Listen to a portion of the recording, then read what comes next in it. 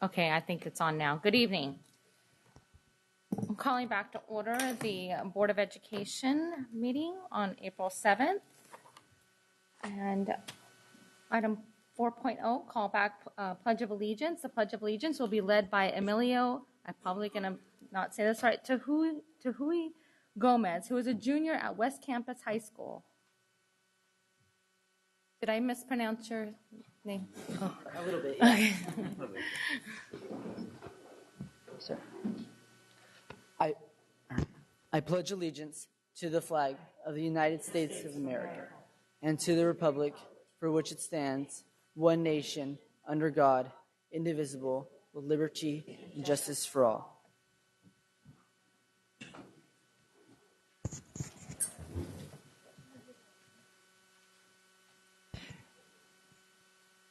So, Madam President, there's some words that I'd like to say about Emiliano. And I'm doing it in lieu of board member Gustavo Arroyo. He is actually the board member who has West Campus, where Emiliano goes to school. However, I know Emiliano because he's a neighbor. And I'm so proud that he is here tonight. And I'd like to read a statement about him and then ask him a question. So tonight, we welcome stellar student Emiliano Gomez, a junior from West Campus High School. Last summer, Emiliano was chosen by the National Security Language Initiative for Youth, sponsored by the U.S. State Department, to visit Korea. From late June to mid-August, he was enrolled in an immersion of language from the U.S. government, and he did well, and he did critically well and understudied well. He stayed at the University, New York, in Korea, in Incheon, for the majority of the program, taking between 6 and 8 hours of Korean a day. On the weekends, he either stayed with a host family or took a trip with his group to different parts of Korea. This is an honor bestowed on only a few students nationwide. Emiliano is an honors student who speaks Spanish and now emerging Korean. I'd also like to ask Emiliano a question because he was the founder of the West Campus Student Democrats Club, I believe, and he did a campaign to see if he could increase membership, and he was highly successful, especially in recruiting young Latino students. And I'm curious what you did to encourage more students, especially Latino students, to become involved in the political process. Thank you, Ms. Cochran, for the introduction and the question. Well, when I founded my club earlier this year, I was gifted with the honor of having Donald Trump run for president, and that really encouraged Hispanics to become involved and to want to learn more about the political process here in this country. But I think where the challenge really came was maintaining them in the club and actually getting them to become involved and volunteer and actually go out and canvass and go out and phone bank for candidates that support our community. And I think I had to help. I wanted to introduce them to the beauty of politics. I mean, it can be a grimy process, and sometimes you don't see change and you don't see progress happen at the pace you want it to. But if you go out there and you vouch for yourself and you stand up for the beliefs you believe in and the candidates that you think will support those beliefs, you can actually accomplish something. Thank you, and thank you so much. You are a stellar student, and I have a certificate here to present to you. Thank you.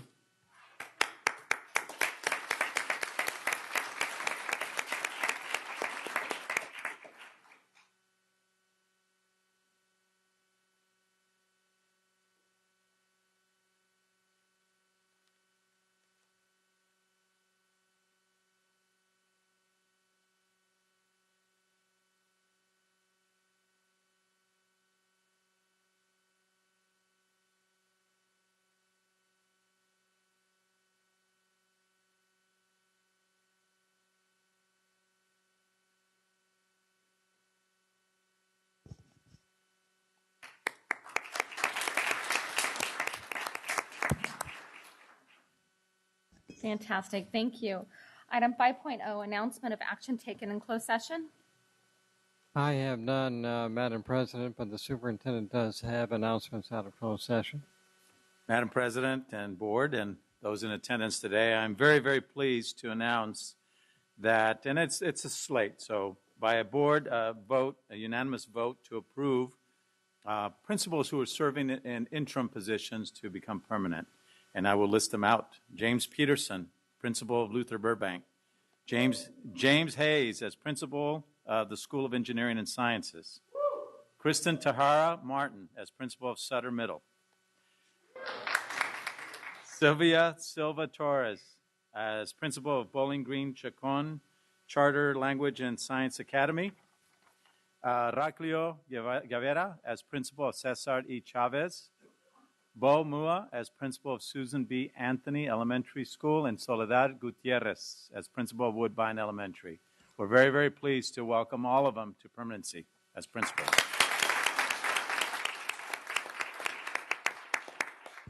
Thank you, Superintendent. Item 6.0, agenda adoption. Can I get a motion? So moved. Thank you. Got a Second. motion and a second. All in favor say aye. Aye. Opposed? Abstentions? We have an adopted agenda. Item 7.0, Ms. Member Ryan, Vice President Ryan. The meeting of Sacramento City School Board is being recorded in its entirety and will be cablecast without interruption, with the exception of technical problems on Metro Cable 14, the local government affairs channel on Comcast, Consolidated Communications, and AT&T Uverse. Today's meeting will air Sunday, April 10th at 9 a.m., Monday, April 11th at noon, and webcast at www.sacmetro Cable TV. Members of the audience wishing to address the board should fill out a speaker identification form located in the back of the community room and give it to the Chief Communications Officer, Mr. Ross, prior to the conclusion of the item's presentation. Please speak into the microphone when addressing the board and state your name for the record. Please limit comments during public comment to items not listed on the agenda. If you are found to be commenting on an item that is listed on the agenda, you will be asked to defer until your item comes up on the agenda. Finally, please turn off all cell phones or place them on silent or vibrate. Right. Mr. Ross. We have 20 comments on 7.0. I'll read the first 5 names. If people can please line up behind the podium in the order you're called. Mike Sullivan, Carolyn Nutter, Shane Sheddenhelm, I believe, Travis Rodowicz, and Faye Wilson Kennedy.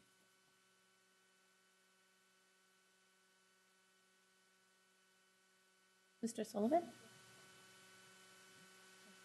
Good evening, President Pritchett, honorable board members, Mr. Bonda. My name is Mike Sullivan.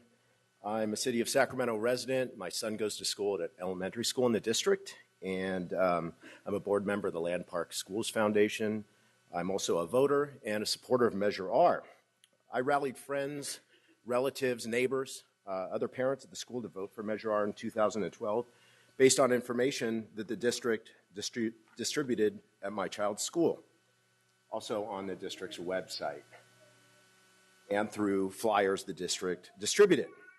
I just put a flyer up on the visualizer here that was produced by the district, and it talks about the purpose of Measure R being to upgrade and renovate local school facilities. To summarize it for you, and I'll read from here, it speaks about repairing playgrounds, playfields, and equipment, renovating, rehabilitating, and replacing bleachers and athletic fields, repairing and upgrading drinking fountains, leaky fixtures, irrigation systems, removing asbestos and lead, upgrading, not building kitchen facilities, and it's implied that it's at local school facilities.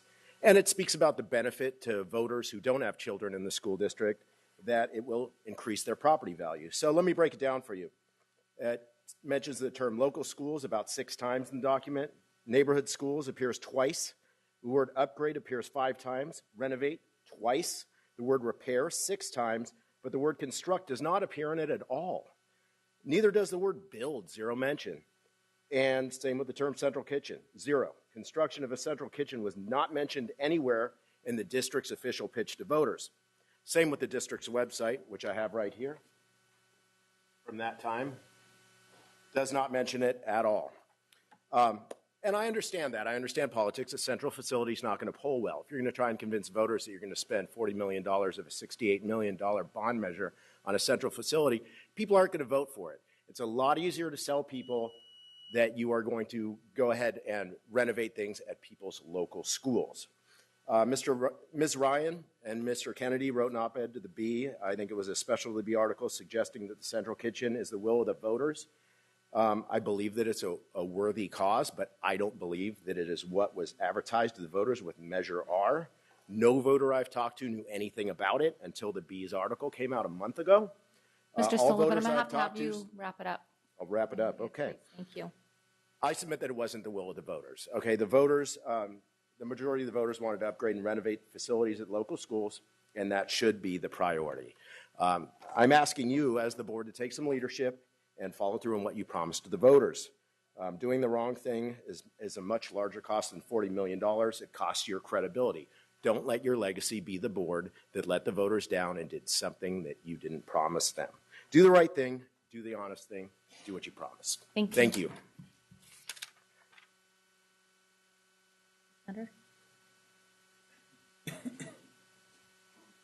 Good evening, members of the board, Superintendent Bonda. My name is Carolyn Nutter, and I'm the training director at ITAP, the electrician program that's been partnered with CHA. I spoke to you about this issue last board meeting, and I am here again today. It appears that since the last board meeting, Superintendent has been doing some research, and based on his letter that I received late this afternoon, similar concerns regarding the legality of our relationship have come up. Let me be extremely clear. I, nor any of the students, are asking the district to do anything that is not legal. What we're asking is that the district look at what the other options may be. Options that would allow CHA and the district to uphold their agreements to the students. I have spoken with third-party experts in accreditation and Title IV funding, and they agree that my proposal would solve any of those concerns. This was my original proposal to the school 3 years ago when we established our relationship. It was the direction of CHA that led us to where we are today. My proposal is simple, that CHA hired the credentialed instructors of the training program. Then there would be no question regarding funding. CHA would simply be paying for the use of the curriculum. CHA would also be able to recover the cost of hiring those instructors, and this resolution would cause zero expense to the district. It would simply allow them to honor the commitments they've made. This resolution does not need to be for the long term. We are in the process of receiving our own accreditation with ASET, and that is on schedule to be completed by approximately a year from today. Already this morning, I have asked the students to trust in the process that you, as members of the board, are working in their best interest. They are ready to look into what their legal options are based on the promises made. One of the students has called Veterans Affairs representative this morning looking for assistance in this matter, and what they provided him was the phone number for the U.S. Department of Education to file a formal complaint. I was able to stop him from calling today and filing that complaint. Please do not allow CHA to turn their backs on their students. Please look at what the options are in solving this issue so that the students can receive what they are promised. Again, I am disappointed that the only conversations that have happened so far are about what is wrong as opposed to what the solution is. And the solution is simple. And the solution allows the funding to go through as promised, as it deeply impacts the lives and the family members of my students, who unfortunately, due to family obligations, cannot be here at such a last minute. Are there any questions that I can answer for you, concerns that you have that I can answer today? No, not at this time. Thank you so much. Thank you very much for your time. My name is Shane Shedenhelm, and I'm also here on the same behalf of ITAP. Good evening to the ladies and gentlemen of the board. I'm here because last time we have not received, from what Carolyn said, we haven't received any communication. As a student, I haven't received any communication on the processing or the disbursement of my loan. And you know, I had to take a night job just recently just to continue to pay for my gas to get to school. And this is just simply funding that I was contracted with the Unified School District to receive. And we have yet to even receive any information if that is valid, or even if we're even students of Sacramento City Unified School District. So just a little bit of open communication might help to solve some of these problems. Thank you for your time. Thank you.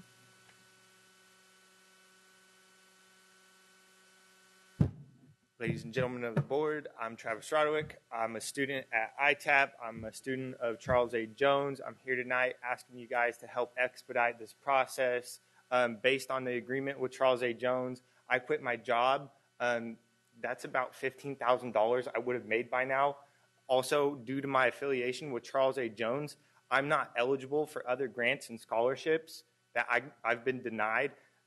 $8,000 just in WIOA money.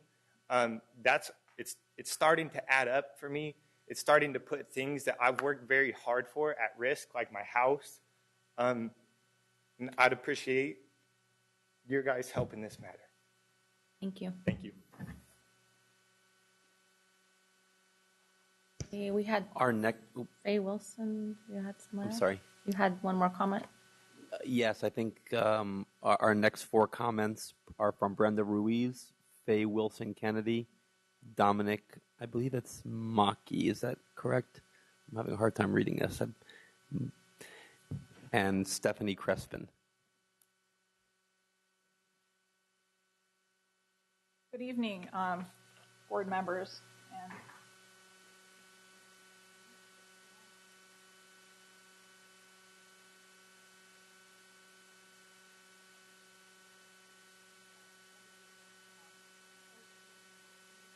okay.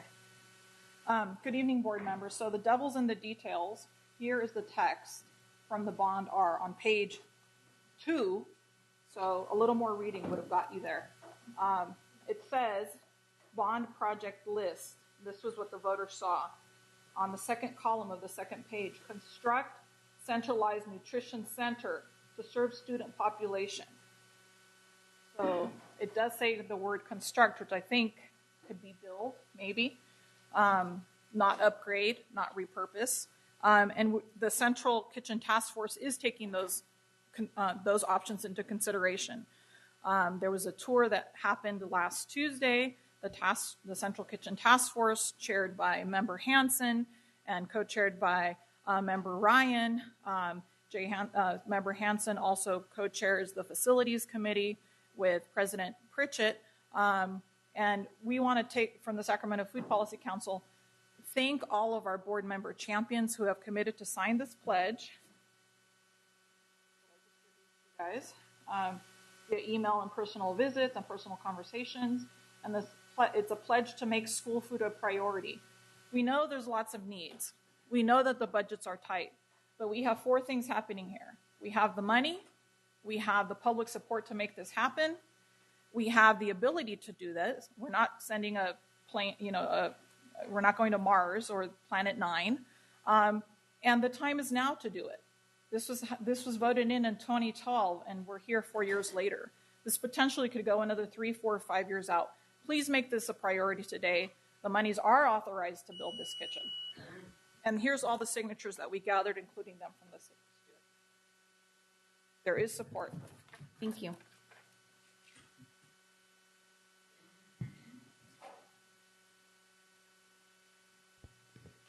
Good evening. My name is Faye Wilson Kennedy, and I'm here this evening representing the Sacramento Black Parallel School Board. We're joining with the Sacramento Food Policy, asking you as board members, as parents and grandparents, to join us and demonstrate your leadership and build the Central Kitchen. Not next year, not 2 years from now, but think about allocating the money this year in 2016. We ask you to join us. We ask the parents to join us. And the community is asking, build a kitchen now, build a kitchen now, and thank you very much. Thank you.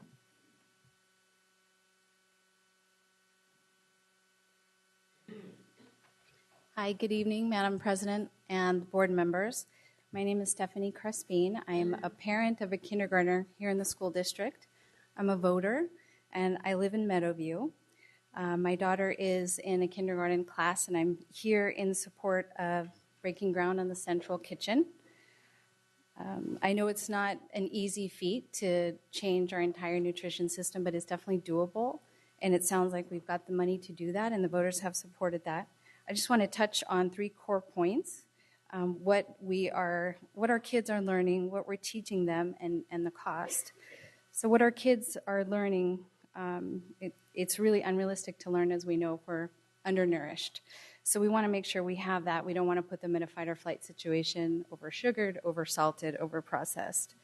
Also, what we're teaching them is how to learn to love food and how to take care of themselves, and that is a critical part of their education. I'm touching on the third point, the cost. Suppliers have adjusted to putting tons and tons of ingredients into our foods. They will adjust to taking them out. There's still an opportunity for the suppliers to provide for us and help us with our central kitchen. Also, the cost to the parents. Even though my children were in private daycares prior to kindergarten, I still spent evenings making lunches. Even the private education facilities struggle with this as well. So we can be leaders in this, and we can take the obligation away from the parents to not only support the lunch programs, but also stop having to make lunch every single night for their kids just for fear that they're not being nourished. And then finally, the cost to our children. Food is love. We hear that all around the world. Food is health, obviously, and food is our future. And just also as an individual, as a young adult during college and after college, I struggled with obesity myself. I tried every diet under the book. Every single one failed, and it wasn't until I really started embracing a nutritious, everyday diet that things really changed for me. So I'm here in support of the kitchen. I appreciate your time and your attention. Like to see the construction start as soon as possible, and lean on the parents. We're here and we support this. Thank you. Thank you. As our next speaker approaches the microphone, if our next four speakers can please line up: Shannon Hardwick, Todd McPherson, Trayvon Johnson, and Aaron McClatchy. Thank you. Good evening, ladies and gentlemen of the board. My name is Dominic Maki. I'm the Director of Student Nutrition Services for the Davis Joint Unified School District. I was asked to come this evening on behalf of the Sacramento Food Policy Council to just really give you the why factor of a central kitchen. I've been in food service about 38 years, been in school food service for about 16 years. I've had 4 central kitchens that I've turned around and ran. I can tell you the why factor. What is the benefit of a central kitchen? The benefit of a central kitchen is to not only improve food quality, but it allows you to essentially process food in such a manner that's safe for our students. You can also, as you improve food quality, allows you to purchase food, more of locally procure food, and actually take that local procurement of food and put that back into your local economy. As the farm to fork capital that we are here, Davis, I also seem to have that same advantage. Davis is nowhere near the magnitude of Sacramento City Unified when it comes to the population of students, but we do have a central kitchen that is highly successful. We produce probably 65 to 70% of the meals that we serve to our students are scratch cooked. We put back in the local economy and purchase at least 55 to 60% of the products that we use come from a 300-mile radius. The reason we can do that is we have a central kitchen that we can process that food. When you get food directly from the farmers, you can take it from that raw to finished product to be able to serve to the kids. So what it does is improve food quality. You can reduce costs also because we all know that we can use our USDA commodity program, which has changed dramatically in the last 10 years. So there gives us a lot of opportunity, and central kitchen is a good thing. You have Brenda Padilla, who's the director here, who is not only a highly accomplished director, but not only in the local, but also in the state level. And so I'd like to reach out to you if you need any of my assistance, any of our help.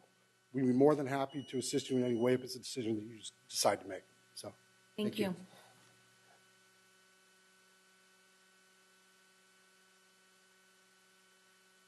Good evening. My name is Shannon Hardwick, and I know most of you. I'm here representing Soilborn and on behalf of a collaborative of many people working for the health of our students. I have been working in school gardens for about 10 years now in our district, and I think the time is now for a central kitchen. We have earned an amazing award here in Sac City, the Farm to School grant, which is huge, and Soilborn is a partner in that, working with the nutrition department and food literacy.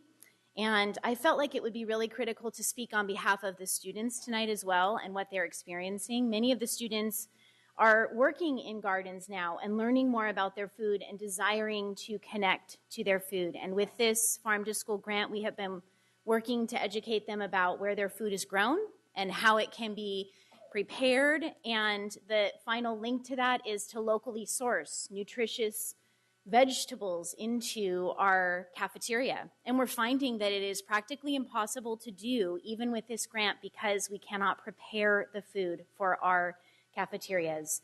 So we've received this grant and the capacity to do this, and yet we cannot sort of close the loop for the students to be able to taste it. In fact, recently one of the students in the garden had asked me, specifically, we have all this delicious food in the garden and we're tasting it, why aren't we eating it in the cafeteria? So it's really disturbing to me that we are communicating to them that they should be healthy. We're trying to teach them how to do it and take it into their homes, and yet we're not providing that same consistency in the cafeteria. And I think this is a critical stumbling block for us. So I would ask you to put time and energy and effort into solving sort of the political disputes about this, and to try to find a place so that we can move ahead in this work. And I think it could be really impactful for the growth and the health of our district and our children and our community. Thank you. Good evening. I'm Todd McPherson. I am coming to represent the Burbank Urban Garden program at Luther Burbank High School. I'm also a member of the Sacramento Food Policy Council, and I work with the Sacramento Chinese Community Service Center to help run their school gardens through their after-school program.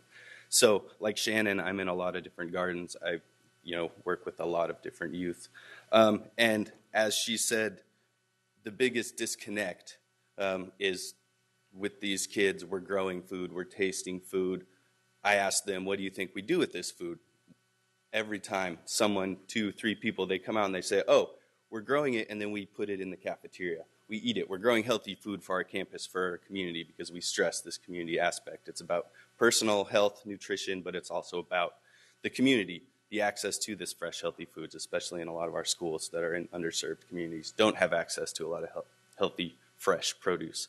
So I'm here to ask that you support this initiative to move forward with this central kitchen project to help build that bridge that could be the connection between the students in the garden, the fresh food they're cooking, the lessons that we're giving them, and be able to, like Shannon said, close that loop. They tell each other, we'll do tours, we'll bring younger kids in, the high school kids, we'll tour around the gardens. They will tell them, unfortunately wrong, that we're growing this food for our cafeterias. A central kitchen project would give us something to shoot for, would give us a way to incorporate some of this food, or at least a way to develop programs that we could even farm with youth, especially high school youth, on a much broader level, that they could actually supply food to a central kitchen. And how cool would that be? How farm to fork would that be? Wouldn't that be awesome that we could be one of the first places in the nation to do that? Under this measure, it looks like we have the authorization, we have the mandate as the farm to fork capital. So please join us. We're not against the fields, we're not against athletics, but we are for the central kitchen. Thank you. Thank you.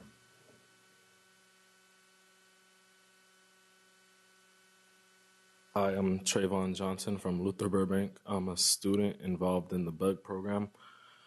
I've come here to speak because I feel that the food that we produce in BUG should be put forth in the cafeteria, because as a student of 11 years as a junior in Luther Burbank, the food I've tasted previously really just doesn't taste right, and I feel like we should be producing fresh food that we make in the garden in the cafeteria so it doesn't taste like we eat cardboard when we're eating lunch. Thank you. Thank you. Nobody likes that. Thank you for allowing us all to be here and speak on what is clearly a well-supported measure. I want to impress a sense of urgency about this central kitchen. I am a special education teacher at Luther Burbank High School. I've had conversations with you. I also run the Burbank Urban Garden program there. And as a teacher of students with autism, we focus very much on behavior. What I've learned in my time as an educator, especially as a special educator, is that we are always teaching and learning behavior. Students come to me from the South Sacramento community and from all around Sacramento into our special ed program. And the behavior they've learned around food is that food comes from plastic, comes from packaging. A central kitchen gets us moving in the right direction towards teaching them that food comes from the ground, from from local places. And we all know the facts. We all have heard this growing movement about how fresh food is healthier. That's very, very clear. Supporting the central kitchen gets us moving in the right direction because it gets food, it touches all students. So at Burbank, we have a really vibrant garden program that's growing. A central kitchen would help it get to all the students, and the time is now. Thank you. Thank you. Our next speakers, if you can please line up behind the microphone, John Boyer, Danny Huang, and Mayra Tellez, I believe, Janet Frick, and Julianne Scavarla.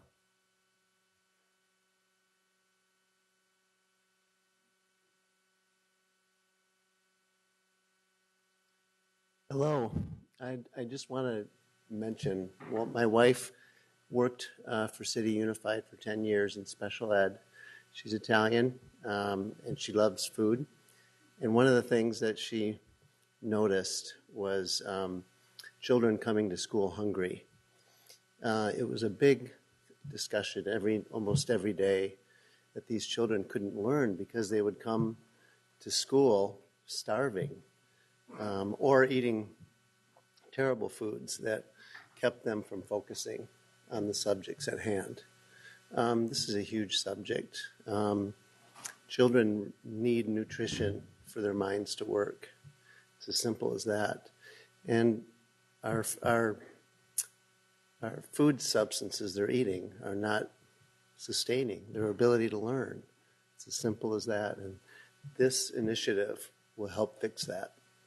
I'm sure of it. With the Farm to Fork movement and more knowledge about great foods that nourish children, help them learn, we can handle a lot of our problems. And as it's been stated many times here, this will touch everybody, even especially the parents. They'll need this data and this food in the future for their kids to flourish and prosper. That's it. Can you state your name for the record? John Boyer. Thank you. You're welcome.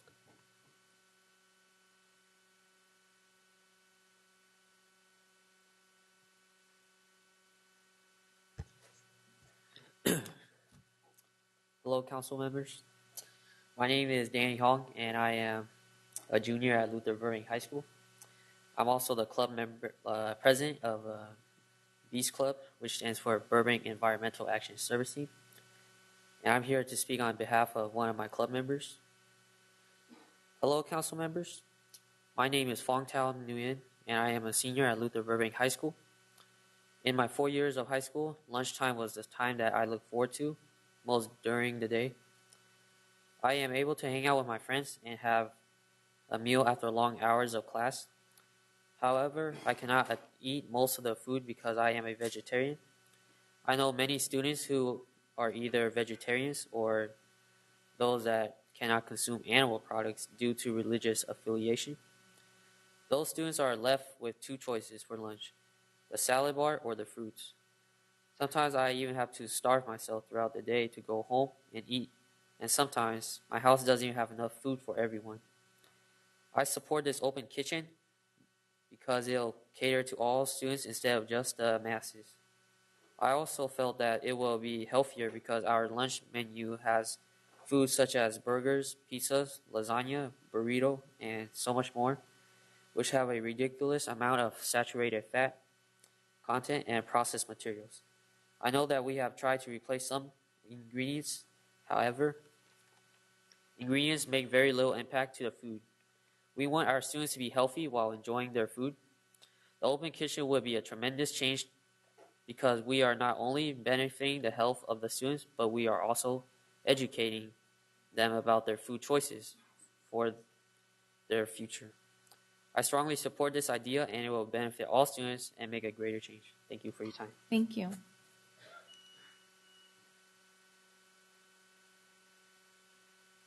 Good evening, board members. My name is Myra Tejas, and I am a teacher at Luther Burbank High School. I teach IB Environmental Science, and the pre-IB chemistry sections. I am also the advisor for the Burbank Environmental Action Service team. I'm going to speak to you guys first as a teacher. It is not uncommon to see students with their heads down every day, particularly around morning time, middle morning, late afternoon. Most of it's because they're hungry and they're ready for lunch. A lot of it has to do with energy. And as a teacher, seeing students not engaged in the classroom because of lack of energy is an issue. They're too focused on, or they're too debilitated rather, to focus on their academics, to learn my lessons. Second, it's a simple biology, ecology lesson, right? The IB course focuses a lot of our time on our ecology. In ecology, we learn that producers produce our food, consumers consume the food. And the lower you eat on the food chain, the more energy you have because of a 10% law. So one of the things that I'd want to advocate as a teacher and as an educator is that we need to help our students understand these basic science knowledges, science theories, to let them know that eating lower on the food chain would benefit them in the long run. More energy, easier to digest. I always tell my students, if there's a lot of work going into your food, there's a lot of work for you to process and very little energy coming out. As an educator, I'd like to have our students be knowledgeable of the issues and then let them make our choices, not just force them to eat processed foods. Finally, it's the right thing to do for the environment. As the Burbank Environmental Action Service team, we like to support the environment. Eating lower on the food chain consumes less fossil fuels. It also, we don't need as much land to grow our food, and so on and so forth.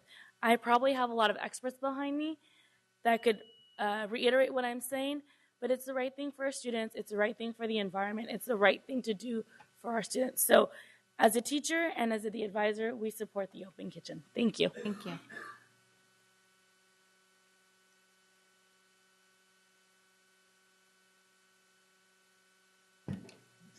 Good evening. I'm Janet Fricky. I'm here to propose a couple of things.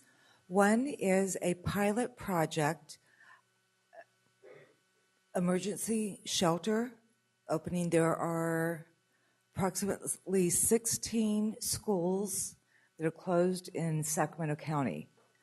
We have an abundance of folks who are homeless, some families with children that are in school, but also foster children who have aged out. I'm proposing a pilot project to open up the schools and have one school for homeless families, one school for foster children, another school we can go ahead and go down the different subcultures that are in the homeless area. There's a crisis. It can be an emergency shelter at first, but also the schools that are closed have working toilets, irrigation, timers. The grass area could very easily be turned into edible gardens.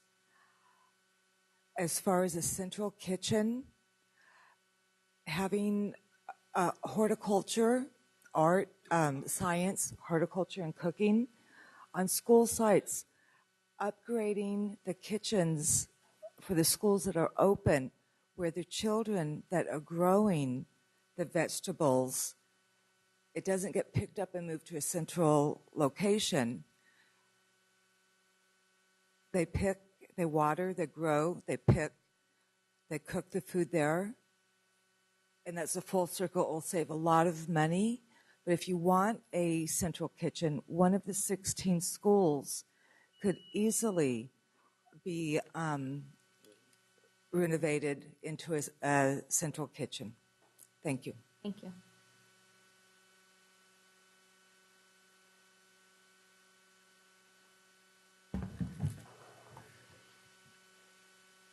Good evening.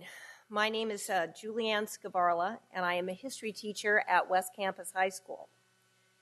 Tonight's agenda item 10.4 speaks to the district's commitment to students who are academically gifted and talented. In it is stated your commitment to helping those students reach their full potential and develop academically, and yet our sophomore advanced placement world history students suffer a serious disadvantage. West Campus 10th graders taking advanced placement world history compete against 210,000 students across the country, many who attend some of the most prestigious and elite schools in America. I am asking on their behalf for the tools necessary to compete on a level playing field. Our students are in desperate need of a relevant AP World History textbook. This is what they have now, and this is typical of the shape that the books are in.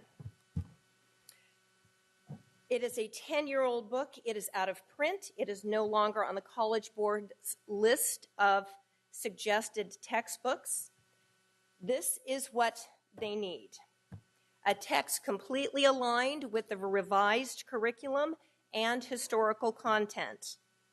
In 2017, our AP World History students will take an entirely new, revamped test based on 6 historical periods and 39 key concepts not explicitly addressed in this current book. AP World History covers 10,000 years of human history, and we cover that in one school year. Having a text that addresses explicitly and succinctly what students need to know and be able to do is the difference between success and failure on a high-stakes test. And as a note, Emiliana was one of my students and earned a 5. Thank you. Our next 4 speakers are Frank Topping, Sheikh Abdullah, Andrew Williams, and Cole Tyra.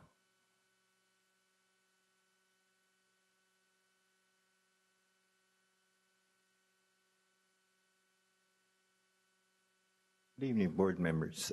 I'm a member of Midtown, and I believe, Ellen, you returned an email from me later. My name's Frank Topping.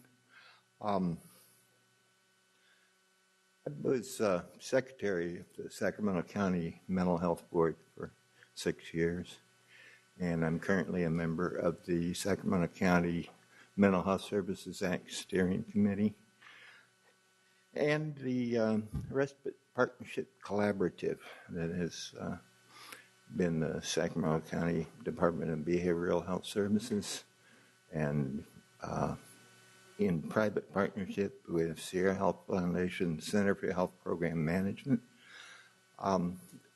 We are just winding down and celebrating a phenomenal 5 years of our lifespan under the Mental Health Services Act. 2 more months and that's it. At any rate, we have other concerns coming forward that some of us are going to want to address. One of them is that I was just speaking with SCUSD Project Teach this morning and found out that our number of homeless school children reported by the state of California is now up to 13,008 across Sacramento County. Supervisors Natoli and McGlashan just wrote an op-ed, the Sacramento Bee, about the need for the Sacramento County to step up and appoint an administrator, start coordinating all efforts. I would like to say that the shelter crisis law that California has for a declaration of shelter crisis would help greatly for surplus school facilities to be used. And it's a great opportunity. I just want you to be ready, cognizant of it. And Ellen, I'll leave you an email on that. Thank you.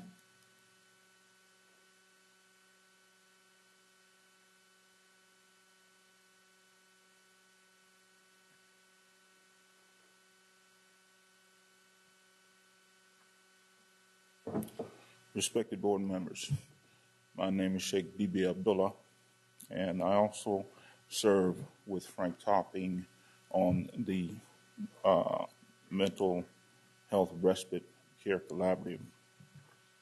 In our work in the collaborative, we've come face to face with an issue, and that is the disaster of homelessness in our community and the impact of it on all of our mental health.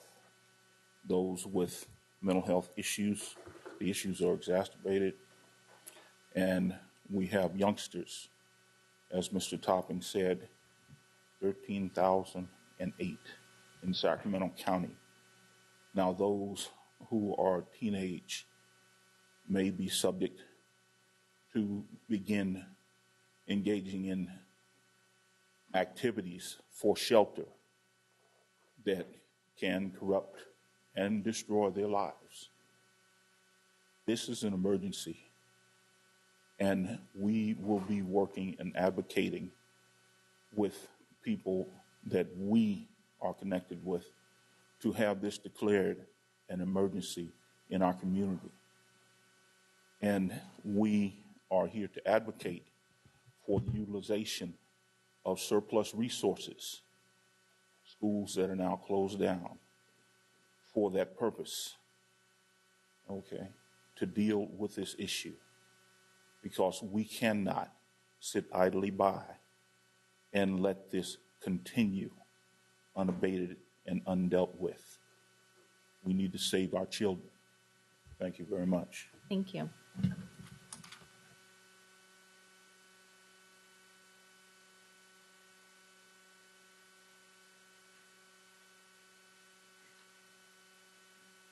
Good evening, President Pridgett, members of the board, and Superintendent Banda. Thank you so much for having me speak tonight. My name is Andrew Williams, and with me tonight is Cole Tyler. I'm a senior at Sac High, where I've played on the varsity basketball team for all 4 years of high school. Cole is a senior at Kennedy, and he too has been on the varsity basketball team all 4 years. Over our time in high school, we have played each other at least 10 times, if not more. In addition, we both went to Southern Middle School, where we were on the basketball team together, so we knew each other's moves going into high school. Next year, both of us will be attending the University of California, Merced, on athletic scholarships for basketball.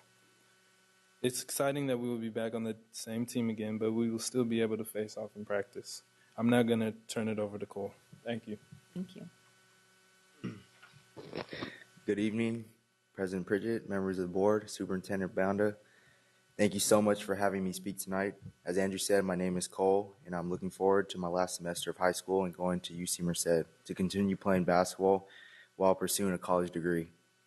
I know you are probably thinking the basketball season is over, but there are 2 games left, and Andrew and I wanted to invite the board, district staff, and the public to come out and support our athletes one more time. On April 16th, Sac High will be the site of the annual Optimist game for girls at 4 p.m. and the boys at 6 p.m. The Optimist game is for the top area senior players and will feature the South team taking on the North team, kind of like an all-star game. Several scholar athletes from the Sac City School District have been invited to participate in these games, and we would love it for you to come and support them. In addition to Andrew and myself, students from the following district schools will be participating in the games on both the boys and the girls team: C.K. McClatchy, Kennedy, Sac High, Burbank, West Campus, and Rosemont. All Sac City students will play on the South team. The boys' South team will be coached by the staff from Sac High, and the girls' South team will be coached by the staff from C.K. McClatchy. As a reminder, the game is on Saturday, April 16th at 4 p.m. for the girls and 6 p.m. for the boys. Both games will be at Sac High. Thank you, and hope to see you at the game. Congratulations. Member Wu. Cole, I have a question for you.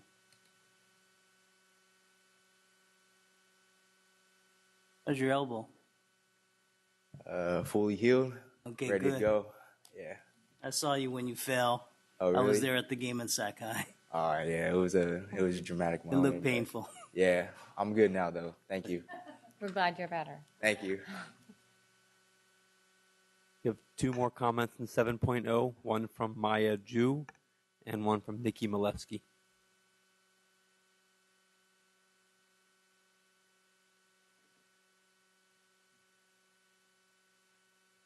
Good evening, President Pritchard, members of the board, and Superintendent Banda. My name is Maya Ju, and I have a daughter attending school in the district. As you know, there are great things happening in this district. In addition to the sports events you were just invited to, which my daughter participates in at Sac High, I wanted to share another highlight with the board that showcases how far our students can go when we set high expectations for them. A group called the Education Equality Project recently released a report on student performances on standardized tests. The report is meant to highlight the achievement gap that exists between high-income and low-income students, a gap that almost always divides racial subgroups as well. In addition to noting achievement gaps, the report also highlighted 10 schools in each city for closing the achievement gap. One of the 10 schools in the city of Sacramento highlighted for closing the achievement gap. Of those 10 schools in the city of Sacramento highlighted for closing the achievement gap, 9 are located in the Sac City School District. You should certainly be proud to have this recognition. The schools from Sac City are Errol Warren, Edward Kemble, West Campus, Camellia Basic, Father Keith B. Kenny, Aspire Capitol Heights, PS7, Oak Park Prep, and Sacramento High School. In sharing these highlights with the board, it is my hope that you will continue to support successful programs like the ones mentioned tonight. One action you can take as a board is to ensure each school receives adequate resources in terms of bond funds. For example, my daughter goes to Sac High, which is written into the bond, but is only allocated to get $1 million. In recent board presentations, it's been shown that both McClatchy and Kit Carson will receive over $10 million in bond funds. This does not seem equitable to me as a parent or a taxpayer. I want to urge the board to consider making an equitable investment in all schools named in the board, including Sac High. Thank you. Thank you.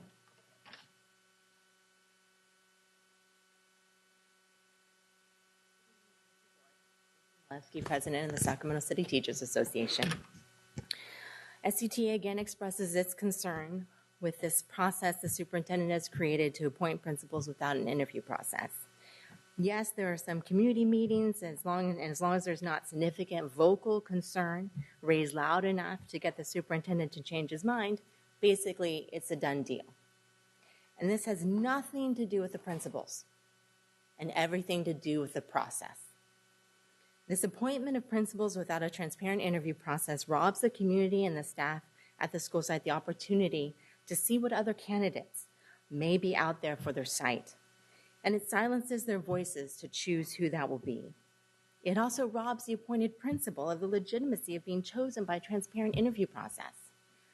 Like I showed you the last time, the selection process page on the district website is blank. This did not used to be blank. We had a process.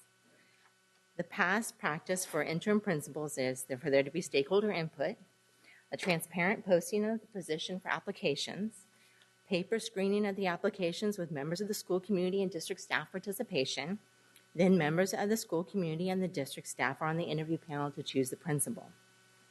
You have a school, Hiram Johnson, that is clearly and in writing requested a transparent process. A letter dated March 14th that was sent to you and the superintendent says, "We are writing to express our extreme disappointment regarding your recent announcement to make the interim principal, Califan, at Hiram Johnson High School the permanent principal, absent a transparent and inclusive selection process. In a communication to all staff when you first started the district on September 5th, 2014, you outlined what we could expect from you as a leader. You wrote, some leaders operate in a solitary fashion, developing a vision and asking people to follow. I am not one of those. I strongly believe in building consensus. I strongly believe that relationships lie at the heart of what we do. I won't create a vision and ask you to come with me. I want to engage you and the community to build and implement a vision with me. Because relationships are important, I will commit to listening to you and understanding your challenges and working to mitigate those across the system. Your unilateral decision regarding the principal at Hiram Johnson directly contradicts what you wrote September 2014. In a meeting with district representatives on February 17th, we expressed our belief that for the good of the school and for the benefit of the next principal, whether it's the current interim principal or someone else, that the selection process needed to be transparent, open, and inclusive to ensure that the best person for the job is selected. Your refusal to follow an inclusive process does a disservice to Mr. Fan. By appointing him in that manner, it also thoroughly contradicts your declared decision-making style. It suggests you don't trust the input or ability or wisdom of the stakeholders to participate in this important decision. It also deprives the community of the ability to invest in the leadership choice and denies Mr. Fan the opportunity to be selected through an endorsement by various stakeholders. And you've all seen the letter. Thank you. The process I've just explained is the process that we discussed with the superintendent. We again request that the position for the principal of Hiram Johnson be posted and a transparent interview process occur. Thank you very much. Thank you. Okay. Okay. First off, I wanted to thank everyone for coming out tonight. I do have a statement that Board Member Vice President Hansen has sent to me in his absence. Board Vice President Jay Hansen regrets that he cannot be here tonight and asked if I could read this on his behalf. Thank you for adding your voice and support on this very important project. The Central Kitchen will be a tremendous asset to our students and community. It will provide healthier food at a lower cost while allowing our interested students the opportunity to explore careers in all the fun aspects of food preparation and provision. I'm proud of our board and the district staff have launched the Central Kitchen Task Force and had started laying the foundation to make this a reality. I look forward to working with everyone on getting this done. And we have Vice President Ryan. Thank you. I want to begin by thanking the Sacramento Food Policy Council and the Healthy Foods Task Force and other passionate food advocates for coming out and speaking tonight. I will tell you, this is a deeply personal source of advocacy for me on multiple levels. For one, I was elected to represent among the poorest and most diverse areas in all of Sacramento. Students in my area not only live in a food desert, but often depend upon up to 3 meals a day at their local school sites. I will also say, just growing up in the Sacramento area, I was one of those students that often didn't have breakfast before going to school, would skip lunch because I was ashamed that I was a free and reduced price lunch student, and had that impact my learning. This idea that all students in Sacramento deserve access to healthy, locally sourced, delicious meals matters to me. I think you've heard that we've been out in the community prior to the passage of Measures R and Q, soliciting the feedback from dozens of PTA groups and throughout community meetings, in which this emerged as a top priority. I think, moreover, what's important to note is this doesn't just benefit our poor students, this benefits all students in Sacramento. This has the potential, the building of a central kitchen, to feed the next generation of students for generations to come. And I also want to say that as we discuss how we move forward with this project, it is not an either or. When I say that I strongly believe we need to move forward with haste in building a central kitchen, this is not about saying we are not supporting fields. This is about saying we unequivocally support the building of a central kitchen to feed students in the district. Thank you, Vice President Ryan. And I filled out my card if anybody wants to pick that up. All right. Item 8.0, consent agenda. Can I get a motion? Thank you. A second? Can I get a second? Second. Thank you. All in favor say aye. Aye. Opposed? Abstentions? Fantastic. Thank you. Item 9.0, communications. 9.1, employee organization reports. CSA. SCTA.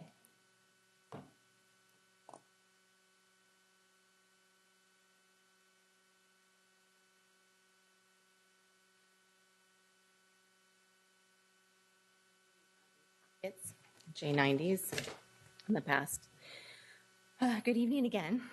Over the past several months, we've come to understand what's a major hindrance to us reaching an agreement on our wage reopener, as well as setting up a process for constructive engagement when our full contract reopens, is the lack of accurate information from the district staff. Let's start with the real issue, the crisis in hiring teachers in Sac City. Last week, we learned that the number of open positions currently in the district has swelled to nearly 150. That includes the 114 positions that were recently posted, as well as multiple special education vacancies that still remain. The vacancies in Sac City are a significant concern of the teachers and community, and are expected to get even worse as more educators retire and others take jobs at surrounding districts because of the higher pay. 53% of SCTA members report they are considering taking a position in surrounding districts because our pay is too low. We have also heard that in an effort to recruit teachers, particularly experienced teachers from Sac City, Elk Grove is giving up to 16 years of credit for previous experience, which would enable many Sac City teachers to increase their wages by $8,000 to $20,000 annually. But rather than do something to make a dent in this issue by agreeing to a modest 5% wage increase, the district fills the discussion with inaccurate information and worries less about today's students and more about the economic downturn that might occur sometime in the future. And if the past is any indication, when the district did face economically troubled times, SCTA represented educators stepped up to the plate and sacrificed to meet the needs of our students. Unfortunately, rather than address the crisis of non-credentialed teachers in the classroom, the district raises divisionary and inaccurate information. The district staff has clearly not shared with board members that since 2010-11, the per enrollee cost of health insurance for retirees age 65 and over has dropped 22%. For those younger than 65, 6.2% drop in those costs. I know the board members have been told that the cost of retiree benefits is $18.1 million per year. However, the cost of SCTA retirees, according to documents the district filed with the state in 2014-15, was less than $9 million. This is a huge difference.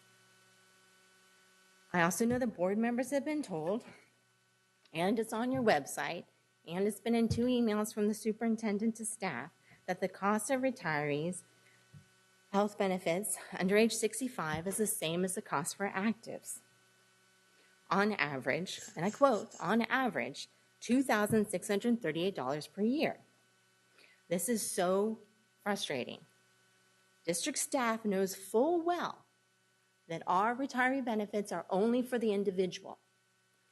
Elk Grove's retiree benefits are for the individual and a dependent. Our district only pays for the individual. So the individual coverage for pre-65 retirees is a maximum cost in 14-15 of $9,333.24. The average cost is actually $8,900. It's a fact that the district reported to the state in the J90s before you. In both cases, the district has incorrectly reported to you expenses that are more than double the actual costs. Some board members have even used these inaccuracies in emails to justify denying educators a fair wage increase. I met with the superintendent and the chief of HR today, and we discussed these same facts and shared this information and pointed out the fact about retiree benefits only being paid by the district for the individual. And 4 hours later, the superintendent sent out that same inaccurate information to staff throughout the district.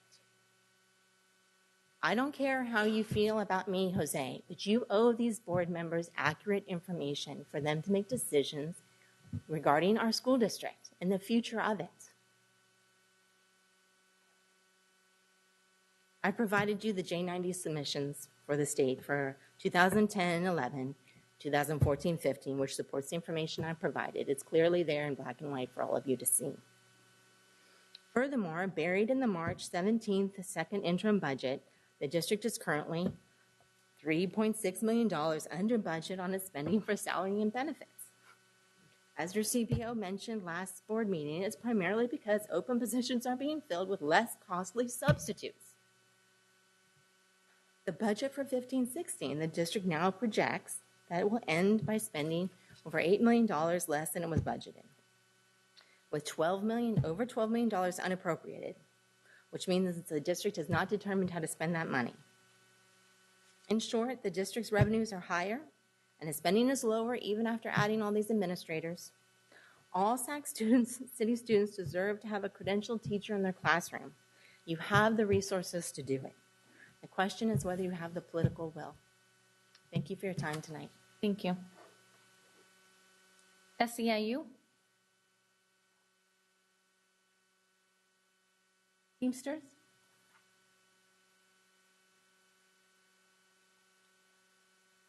UPE? 9.2, District Parent Advisory Committees. Community Advisory Committee. District Advisory Council.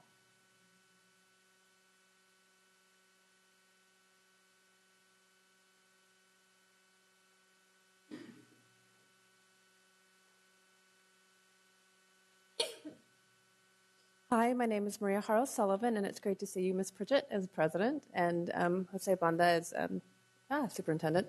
I'm just here as the last president of the District Advisory Council. We were informed in August by district staff that we were no longer supported. So I'm not sure why you're listing us, because we've been dismantled. Have a great day. Thank you. I appreciate that.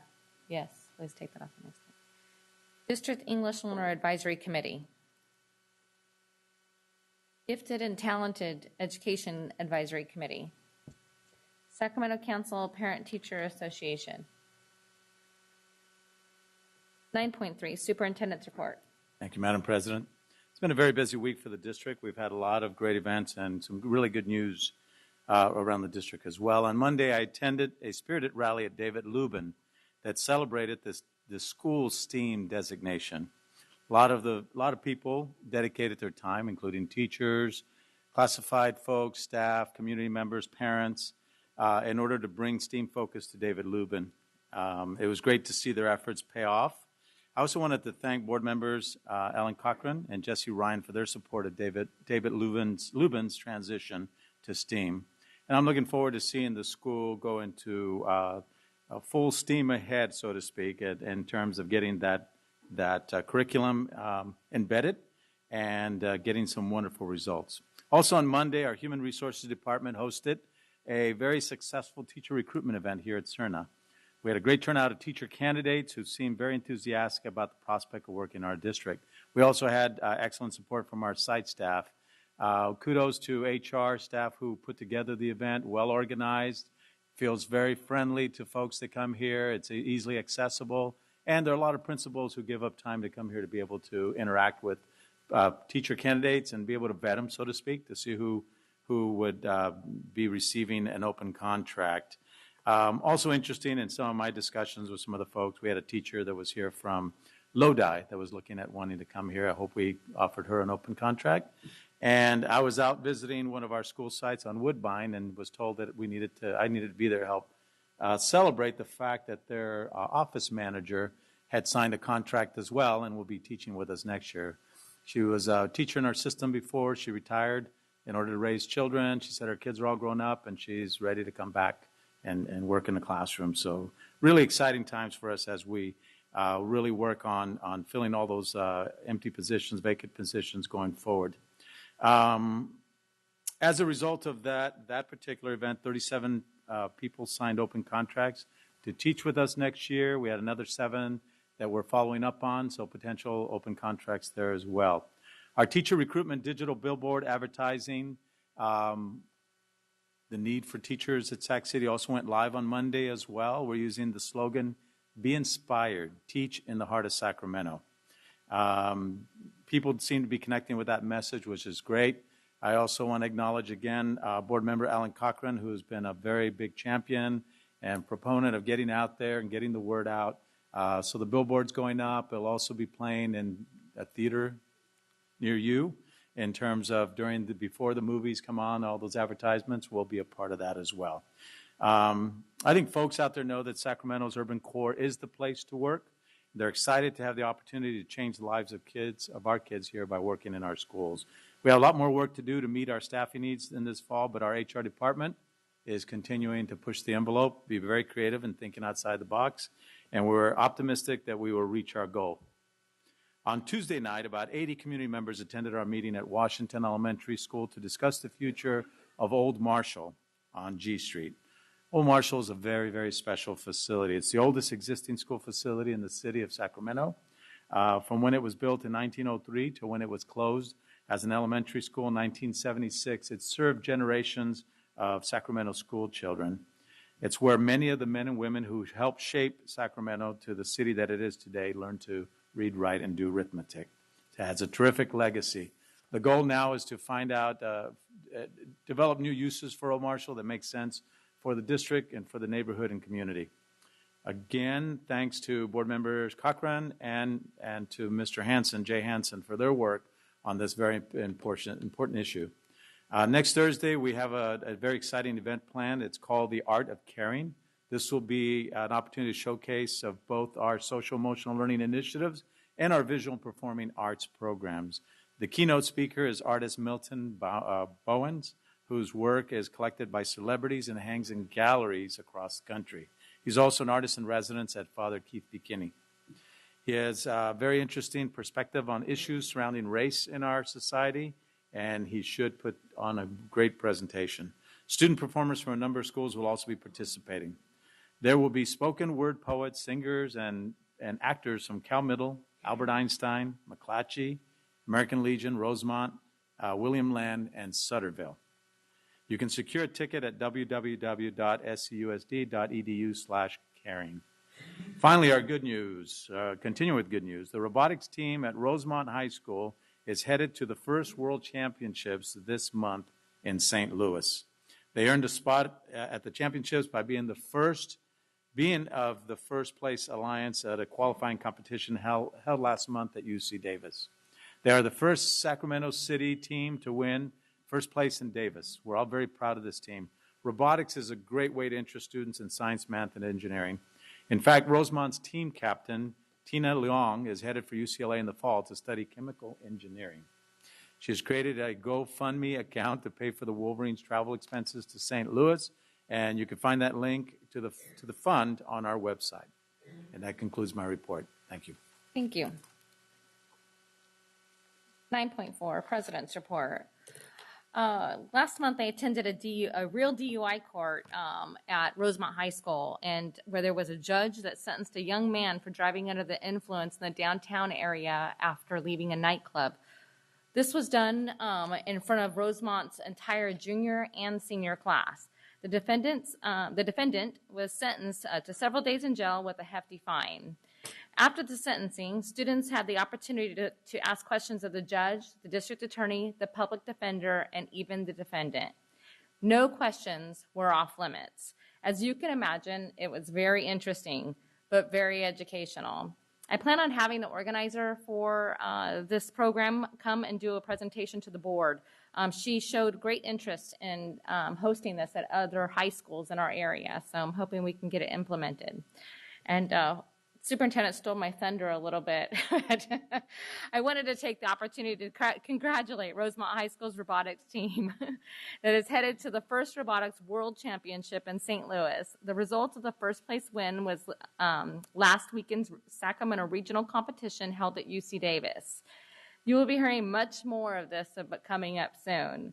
The Wolverines are the first SCUSD team to win first place at the annual Davis tournament. Teachers from the SCUSD schools, Rosemont, Kennedy, C.K. McClatchy, and SCS, battled it out with 60 other teams from around the state, even Hawaii, in the two-day qualifying competition. The superior performance of the Rosemont Wolverines led the team selection for the Alliance in the final rounds. The Alliance won every match and secured a trip to Missouri. John F. Kennedy's team earned the Quality Award, which celebrates machine robustness in both concept and fabrication. Also, team captain Autumn Luna was recognized as the first Dean's List finalist, which celebrates an outstanding student leaders whose passion for effectiveness and attaining first ideas are exemplary. And as Superintendent mentioned, there is a GoFundMe account, and they are trying very hard to raise money by the end of the week to make it to St. Louis. So congratulations to Rosemont. 9.4, student member report, and she is missing tonight. I shouldn't say she's absent tonight. She's not missing. Let me clarify. Item 9.6, information sharing by board members. Member Cochran. Thank you. So I wanted to mention something about the EL committee. They're actually going to have a meeting. I wanted to make sure that the public knew about it. The English Learner Committee will have a meeting here at CERN at 4 o'clock on April 11th, and all are welcome to come to help shape the future for our English language learners. Also, I did attend the Old Marshall public meeting, and I was really buoyed and impressed by the community turn and input, because there's so much caring and heart in the community for what happens to the building, and I'm looking forward to the process going forward and having a positive use of that facility. So I'd like to announce an event. Tahoe Elementary School is having a rummage sale of all rummage sales. If you have anything you'd like to donate, you can contact me personally, or you can contact the principal, April Shafto. It's going to be a little bit different because they're earning money for the kids to go to Sly Park, but they're going to have crafts and music and food and a kids zone and a lot of fun. I don't know if you know, but Tahoe School is also located right across the street from Bacon and Butter, so you could have a wonderful breakfast, come over and spend some money to help the kids. Thank you, Member Cochran. I'm not done. Oh, sorry. You took a little break there. I know. So I'll be brief though. So also, Superintendent, you stole my thunder, but it's okay. We did attend together the STEAM event at David Lubin, and I am extremely proud of the school because they are the first school in Sacramento District to be designated a STEAM school. It was a pleasure to join the parents, the staff, and the students to celebrate this in a very fun way with dancing and a interesting scientist dressed in costume. It is particularly poignant how hard the parents worked because they really are the school that is forming the process for how to become a STEAM school in the district. They did an excellent job, and I'm extremely proud of them. I anticipate that the model that is used at David Lubin in their transition to STEAM will be included in our district as the model to be used for any school to turn into a STEAM school, which seems to be a very popular endeavor these days. Significant staff and parent involvement. Congratulations to David Lubin, and I look forward to the many fun events and programs that they will undertake in the future. Thank you. Are you finished? Okay, I didn't want to cut you off again. Member Wu. Thank you. Thank you, President Pritchett. I just wanted to let the board know that as your representative on the Council of Great City Schools, I was in Washington, D.C. for their annual legislative policy conference, meeting with or lobbying the offices of Congressman Garamendi, Congresswoman Matsui, Congressman Vera, and primarily on the nuances that they may not have been aware of regarding the replacement for No Child Left Behind, which is now the replacement of that is Every Student Succeeds Act. And the important thing that I pointed out to the representatives is that while this year our Title I funding has a hold harmless provision in that we will not be losing, schools in California will not be losing any Title I funding, next year we have the potential of losing about 6% from what our allocation will be as the state of California and other states are allowed to take up to 6% off the top. And I can guarantee you the state of California will take their 6%. And whether or not we get any of that back is a big question mark. So I asked our representatives to either renew the hold harmless provision for the fiscal year 2017 or add another $900 million to the potential 6% that the schools across the country would be losing with respect to Title I funding. This afternoon, I returned from a East Coast sojourn, visiting historic black colleges with Dr. Tiffany Smith Simmons, and I'm proud to announce that we were able to sign 3 graduating education college students to contracts. So we are well on our way to starting to fill those vacancies that we have. They're very excited to see a board member accompanying someone from HR, because that showed them the commitment that Sac City had to making sure that their teachers, their future teachers, will be well cared for. Thank you. Thank you. Member Rodriguez? Sorry, I was having fun with math up here. Thank you, SCTA, for giving us these little sheets. Because I see that we definitely have an increase in what we've been paying on the district's side for benefits. I haven't fully calculated everything out. So, no, the superintendent didn't steal my thunder, so thank you. I want to explain briefly, if, as much as I can, why I was absent the last board meeting. I took a visit over to Washington, D.C. to talk about the census in 2020 and why is this important to any of us right now.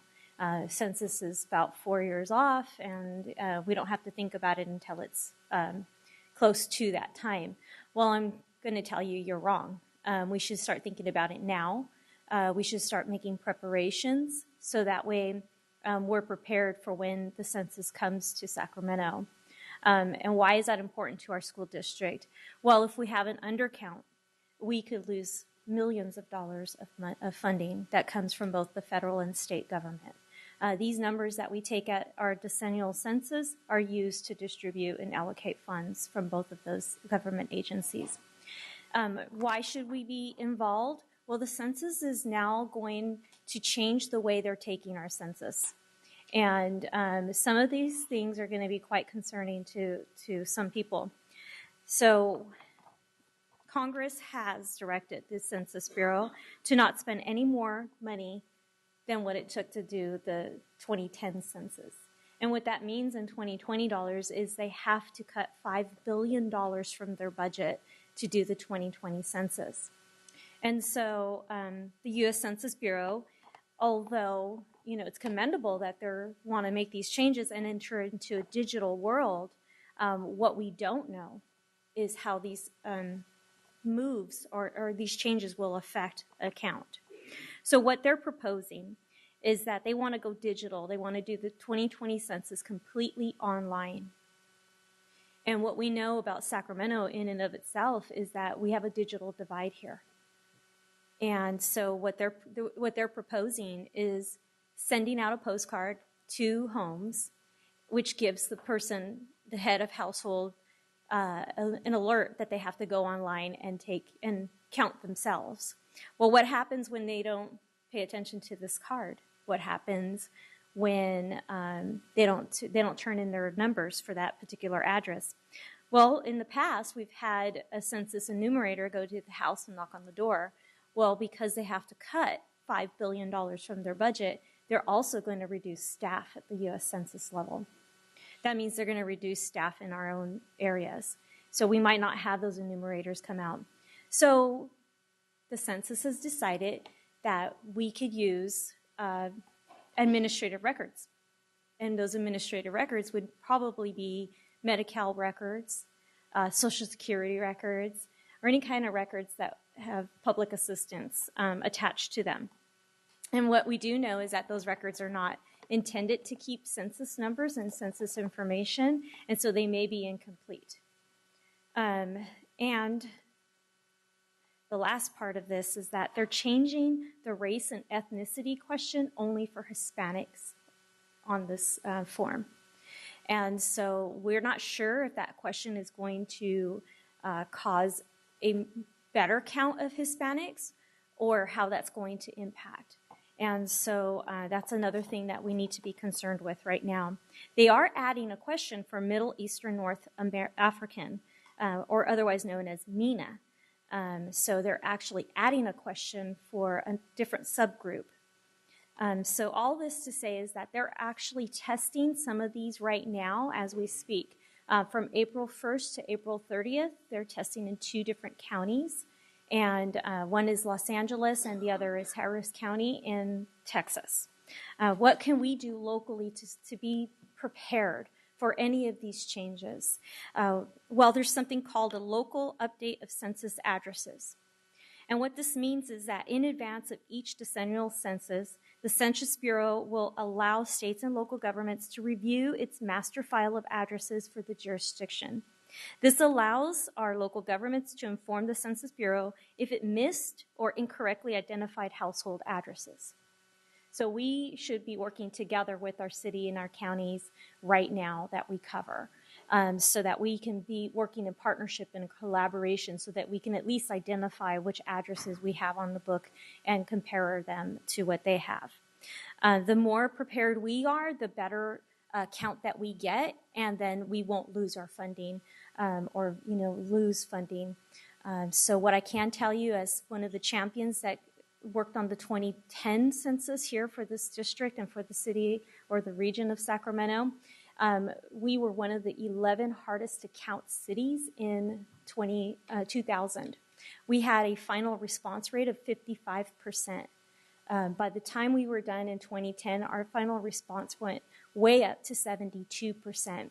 We don't want to go any lower than that. In fact, we want to make sure that we have a more accurate count. And the better our count is, the better we can serve our underserved children of our district and get the services that they need. Thank you. Thank you. Vice President Ryan. Thank you. I'll try to be brief. I want to start, and I think she's leaving, Ellen Cochran, but thanking our board member, Ellen Cochran, for her leadership and partnership in ushering David Lubin to STEAM school status. I also really want to appreciate the active role she's been taking in ensuring that we are doing the very best we can to recruit teachers to Sacramento City Unified School District.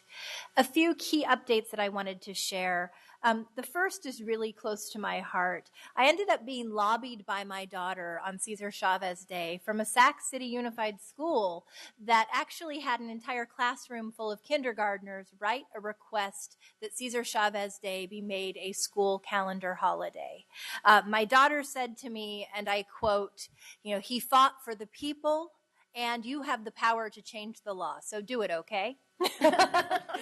So I actually took those words to heart outside of believing it's an incredibly meaningful cause and recognizing that many other school districts do have this holiday in place. We're looking at that as well as the introduction of a resolution to recognize the incredible life and achievement of Cesar Chavez. I am happy to say that I was part of the Central Kitchen Task Force tours looking at 2 sites that we are assessing for viability to move forward with the Central Kitchen. My hope is that we can choose a site and move with haste and figure out a way to do it in a cost-effective manner that allows us to not only meet the needs of our food community, but also free up some additional resources for projects in dire need. I'm happy to say that I was a part of the California Education Policy Fund, which came to look at Sacramento City Unified as a model of social emotional learning and restorative justice work. One of the schools we visited is Oak Ridge School, which is in the heart of my district and my home community of Oak Park. We were able to not only talk about the really innovative and in many ways revolutionary work that they're doing around social emotional learning, developing character, grit, determination in their students, but also at the new school wellness center that I'm proud to say I was able to sponsor to ensure that young people at Oak Ridge have a place to go to decompress, to really ensure that they can become mindful and then re-enter the school environment on challenging days 100% ready to learn without losing class time. I'm very proud to say that after many years, the studios for the performing arts, a partnership with Sacramento City Unified School District, opened this week. I have been a proud member of the board of the studios for the last year and a half. I joined it really with the sole purpose of ensuring that for the 40-year commitment at $1 a year of providing the Fremont space to our performing arts groups, we were seeing a tremendous educational benefit for students of the entire district, including tickets, internships, opportunities for scholarships, and arts collaboration, particularly in our high poverty schools. Finally, I am happy to share that I was able to present to the PACE students at JFK to talk about civic engagement opportunities, advocacy, and lobbying. I am extremely impressed by the group. I've had a chance to speak to them for the last 3 years, and they really, I believe, are going to be the future change agents and policymakers across the state.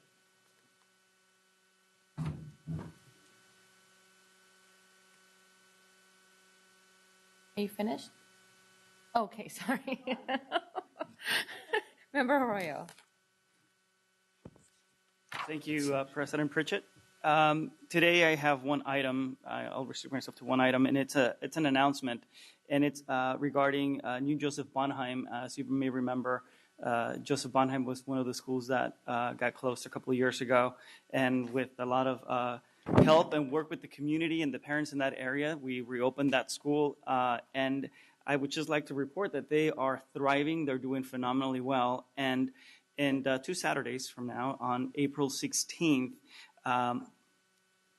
New Joseph Bonheim is going to hold a community meeting, and they want to host it, and it's going to be from 10 in the morning to 2 p.m. They call it the Community Matters event, My Community Matters event. And they're bringing stakeholders and partners from the community from just about every facet, from health, law enforcement, voter registration. And obviously, they're inviting everyone around their community, which is in the Colonial Heights and the Colonial Manor neighborhood. But obviously, this is welcoming every person that wants to attend, and I would like to really make an open invitation.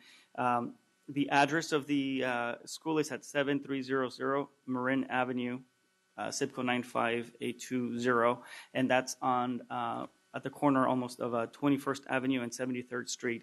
It's a phenomenal event. Their events are usually very well attended, and I'm sure that this one is going to be a success as well. And I just really want to give a shout out to Principal Christy Wells Artman for all the hard work, to the parents that have really come through to make New Joseph Bonheim a destination school. We're bringing students from outside, even from the district. It's a agricultural themed school that it's really capturing the attention of people up and down the state, in that it's a brand new model of how we want to teach agriculture to urban core students and families. And so this is a perfect opportunity for people in the community to come and visit the school, see what they have to offer, and not only that, but also get services that will be provided at the event. So again, it's My Community Matters from 10 in the morning to 2 p.m. Hope to see you there. Thank you, Member Arroyo. Member Wu?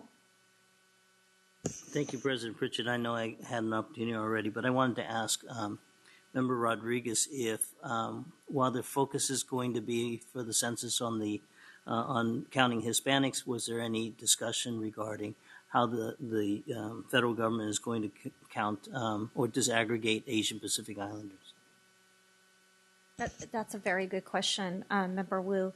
And we did have the discussion about the Asian population, and at this point, they feel that, or the census feels that the information has been disaggregated into its categories, and there was, in fact, an overcount in some communities of Asian population. But what they did find, and that's the reason why they created that extra category of MENA, is that a lot of people who were once categorized as a Middle Eastern in the Asian section did not self-identify as an Asian, and that's why they separated out that question. Okay, thank you. Thank you. 10.0, Board Workshop, Strategic Plan, and Other Initiatives. 10.1, Local Control Accountability Plan, LCAP, Annual Update. Dr. Al Rogers.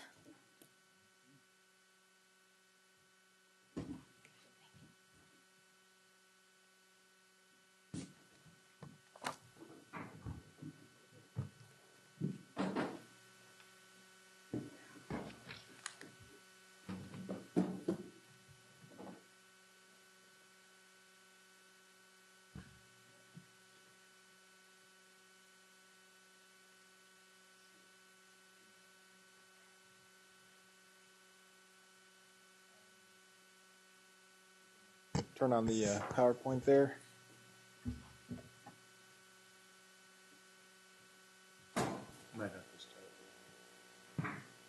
Okay. Thank you. Alrighty. Well, good evening, esteemed board members and Superintendent Bonda. My name is Al Rogers, Chief Strategy Officer here with Sacramento City Unified School District. And I have with me my teammates. To my left, I have Ms. Kathy Morrison, LCAP SIPSA Coordinator. And we also have Ms. Sarah Petrowski, Student Outcomes Coordinator. And to my right, I have Mr. Will Jarrell of Pivot Learning Partners. He's been active with us on the strategic plan and also with the LCAP.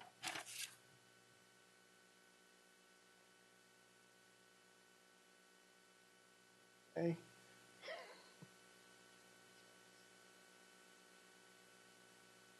There we go.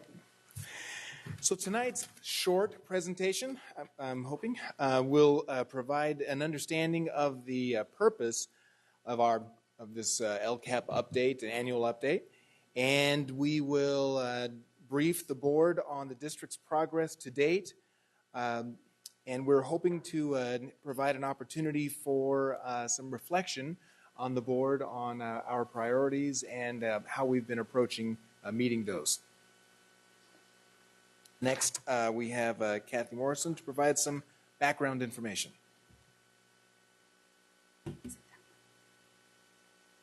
Okay, so good evening, Vice President Ryan, board members, and Superintendent Bonda. Included within the LCAP template is a section titled the Annual Update. And according to California Education Code, districts must produce an annual update every year as part of the development of the LCAP. We then use this update to check our progress and direct our efforts for the following year's LCAP. Because the annual update template is cumbersome, we have been sharing detailed tables that report progress on the LCAP metrics and expenditures year to date. So this slide shows the timeline reflecting how we are sharing the details of the annual update with our stakeholders. We have consulted with both LCAP advisory committees and also with the Community Advisory Committee on Special Education and cabinet members prior to tonight's presentation. We have posted metrics and expenditures on the LCAP webpage, sent to board members in a previous board communication, and provided an updated copy for you tonight.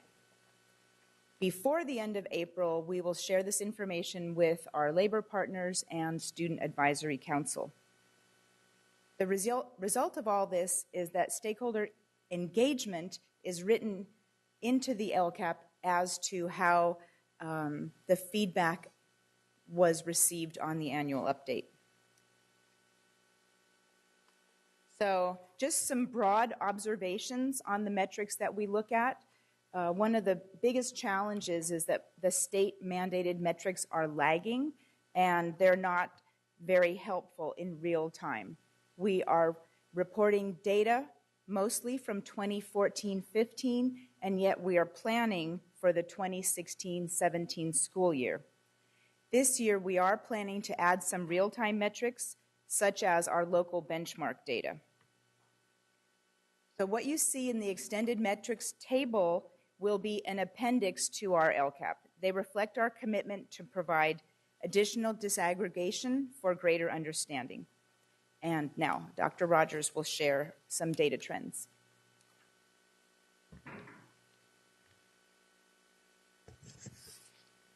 Thank you, Kathy. So to illustrate some of the district performance, student performance needs, we're going to go over some baseline scores. This slide shows our third grade English language arts students' performance on the 2014-15 CASP. 3,554 students took the test, and about 26% of them met or exceeded our standards. Looking at the LCAP identified subgroups, low-income students are at about 18%, English learners are at 11%, and students with disabilities are showing at 13% have met or exceeded standards on that test. The slide also illustrates a sizable achievement gap in the third grade English language arts performance. There is, for example, a 35-point gap between the performance of white and African American students. This slide shows the 8th grade CASP English Language Arts baseline score results. Of the 3,155 students who took the test, 40% met or exceeded the standards. 32% of the low-income students met or exceeded standards, but all demographic groups showed a higher level of proficiency when compared to third grade ELA results, with the exception of English learners and students with disabilities. The gap between white and African American students narrows to 23 points. Moving to math, this slide shows our third grade math cohort. 3,500 students, 3,567 students took the test, and 32% of them met or exceeded the standards. The achievement gap in math is smaller when compared to English language arts, especially when looking at the LCAP identified subgroups. Low-income students are at 23%, and English learners are at 21%. Students with disabilities at 13%. In math, we note that there is a 40-point gap between white and African American students. 55% proficient for white students versus 15% for African American students. This slide demonstrates or illustrates 8th grade math performance on the CASP. Of the 3,162 students who took the test, 32% met or exceeded the standards. 25% of low-income students met or exceeded. 9% of English learners and 6% of students with disabilities met or exceeded the standards. The performance gap between white and African American students is still quite pronounced at 31 points. In 8th grade, we note also that Asian students show similar proficiency levels to white students. This slide gives us a chance to see a little bit of our students' performance in a bit of context. We see our performance related to neighboring districts and how we stack up as well to the California state averages. And then moving forward, we can also see our third grade English language arts performance relative to similar or districts with similar demographics.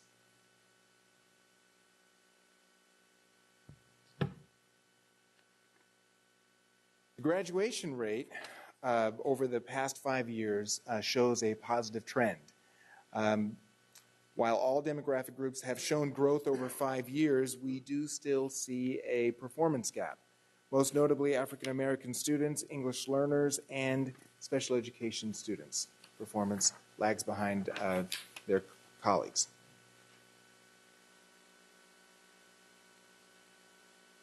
As we move through the annual update, I remind respectfully the board, the process is to engage in some reflection. Have we done what we said we were going to do with the 2015-16 LCAP? And this is theoretically going to inform, I'm hoping, our 2016-17 LCAP, which we'll be bringing to you shortly. Some observations to consider. We're still in the process of some expenditures, so all the funds have not been expended. Programs are still underway. Training is still happening.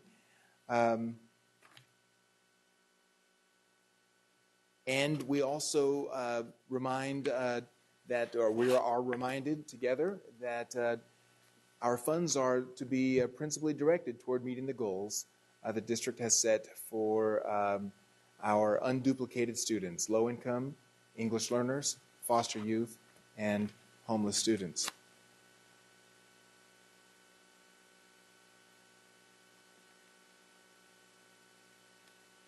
So we're not here so much to make recommendations, but to invite the board's reflection and guidance as we move forward on what changes may be made due to our learning and experience as a community.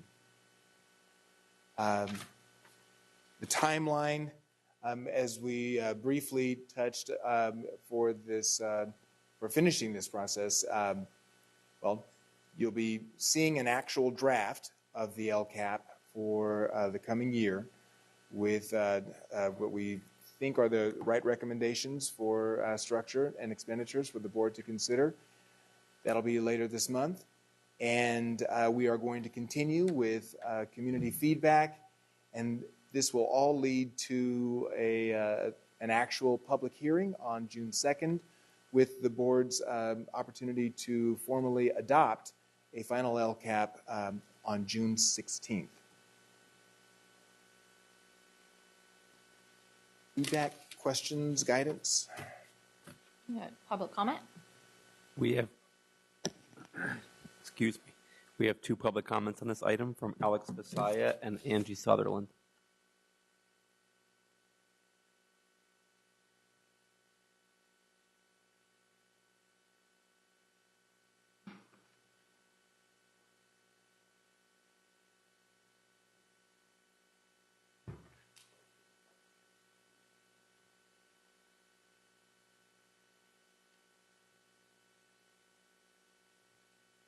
Distinguished board,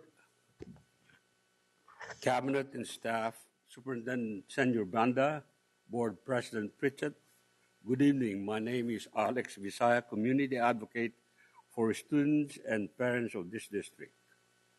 I want to personally acknowledge and give a shout out to Team Mr. Gabe Roth. Yes, that's you. In its infancy, he willingly accepted the challenge, literally took the bull by the horn and ran LCAP and LCFF as a work in progress. Now it is efficiently, effectively managed daily by Team Dr. Al Rogers. And my hat's off to you, Kathy Morrison. You do a great work. There is a Chinese proverb, be patient with the young. We are those of yesterday. Putting children first is our district slogan. Do we really mean it? Maybe adults are in the way of progress. When the state legislature approved funding for LCFF and LCAP, they want our children to give them equity, hope, dream, and opportunity to excel. As a side note, our priority schools, even though we're not funded by LCFF, LCAP, are a proof of that. So under pupil engagement, I hope you have this handout. Priority 2 and slide 15. Especially for K-3 students, we want to maintain and sustain the best teachers with plenty of support and resources. Sustainability is paramount so that when these kids enter the 4th grade, they have met or exceeded ELA math under Common Core SEL. In the secondary level, we need to double down on counselors to do the hard work of identifying students for AP classes, most especially the underrepresented ethnic group, subgroup, etc. Classroom-wise, all the other mandated priorities in this flyer will fall in place once the above suggestions are implemented and taken to heart. Yes, we can have students learn to read and read to learn. Thank you for listening. I yield the floor back to you, Madam President. Thank you. Thank you.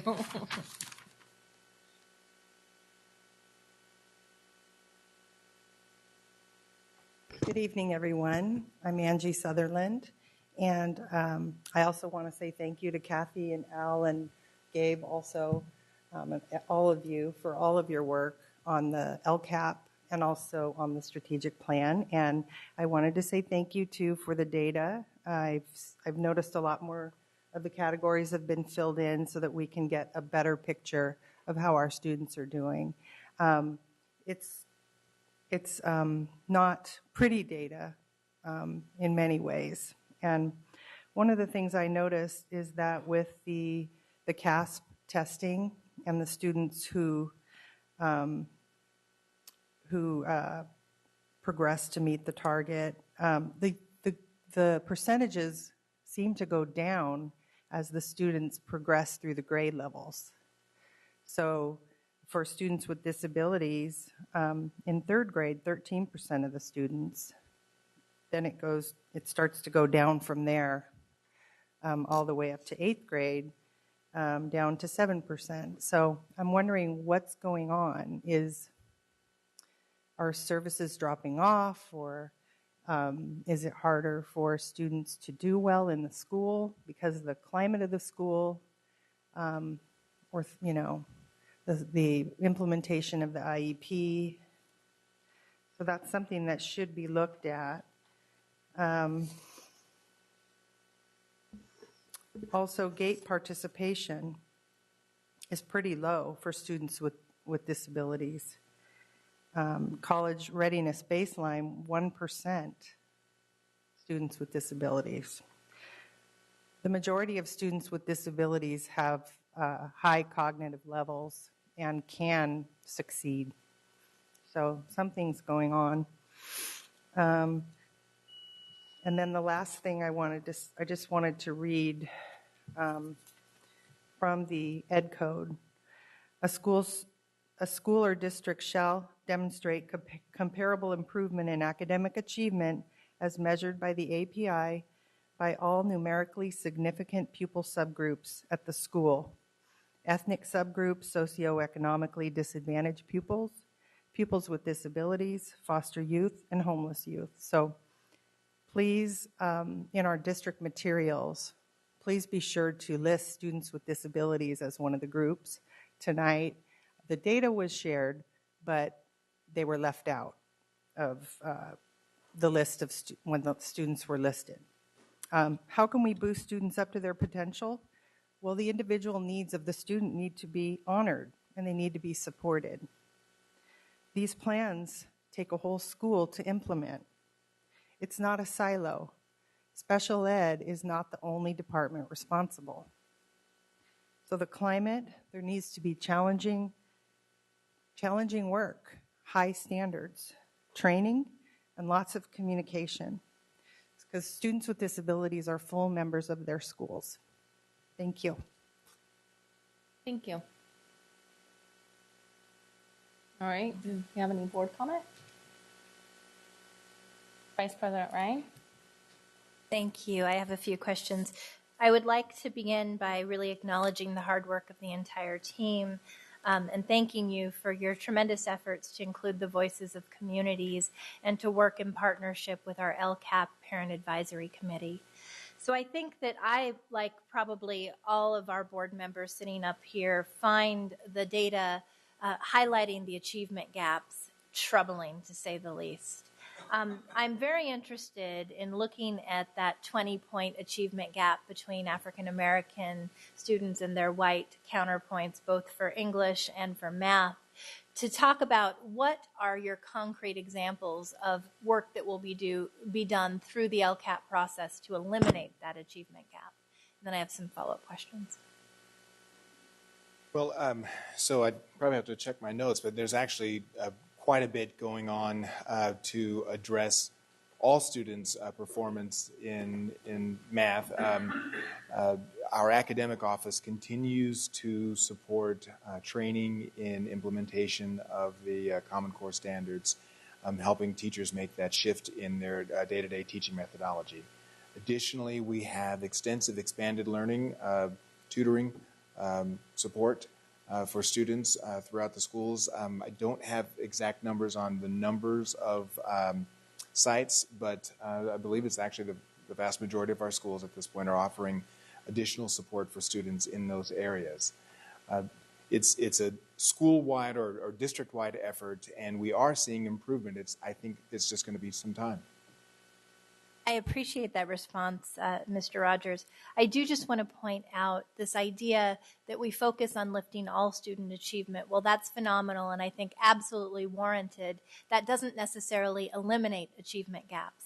And so I want to ensure that as we go forward with the auspices of having an equity office, we're actually looking at how do we eliminate disproportionate achievement between our Caucasian students, our African American, Latino students, Southeast Asian students, et cetera. And I think we have to have some targeted strategies that will do that for those subgroups outside of lifting student achievement and offering support to the entire district.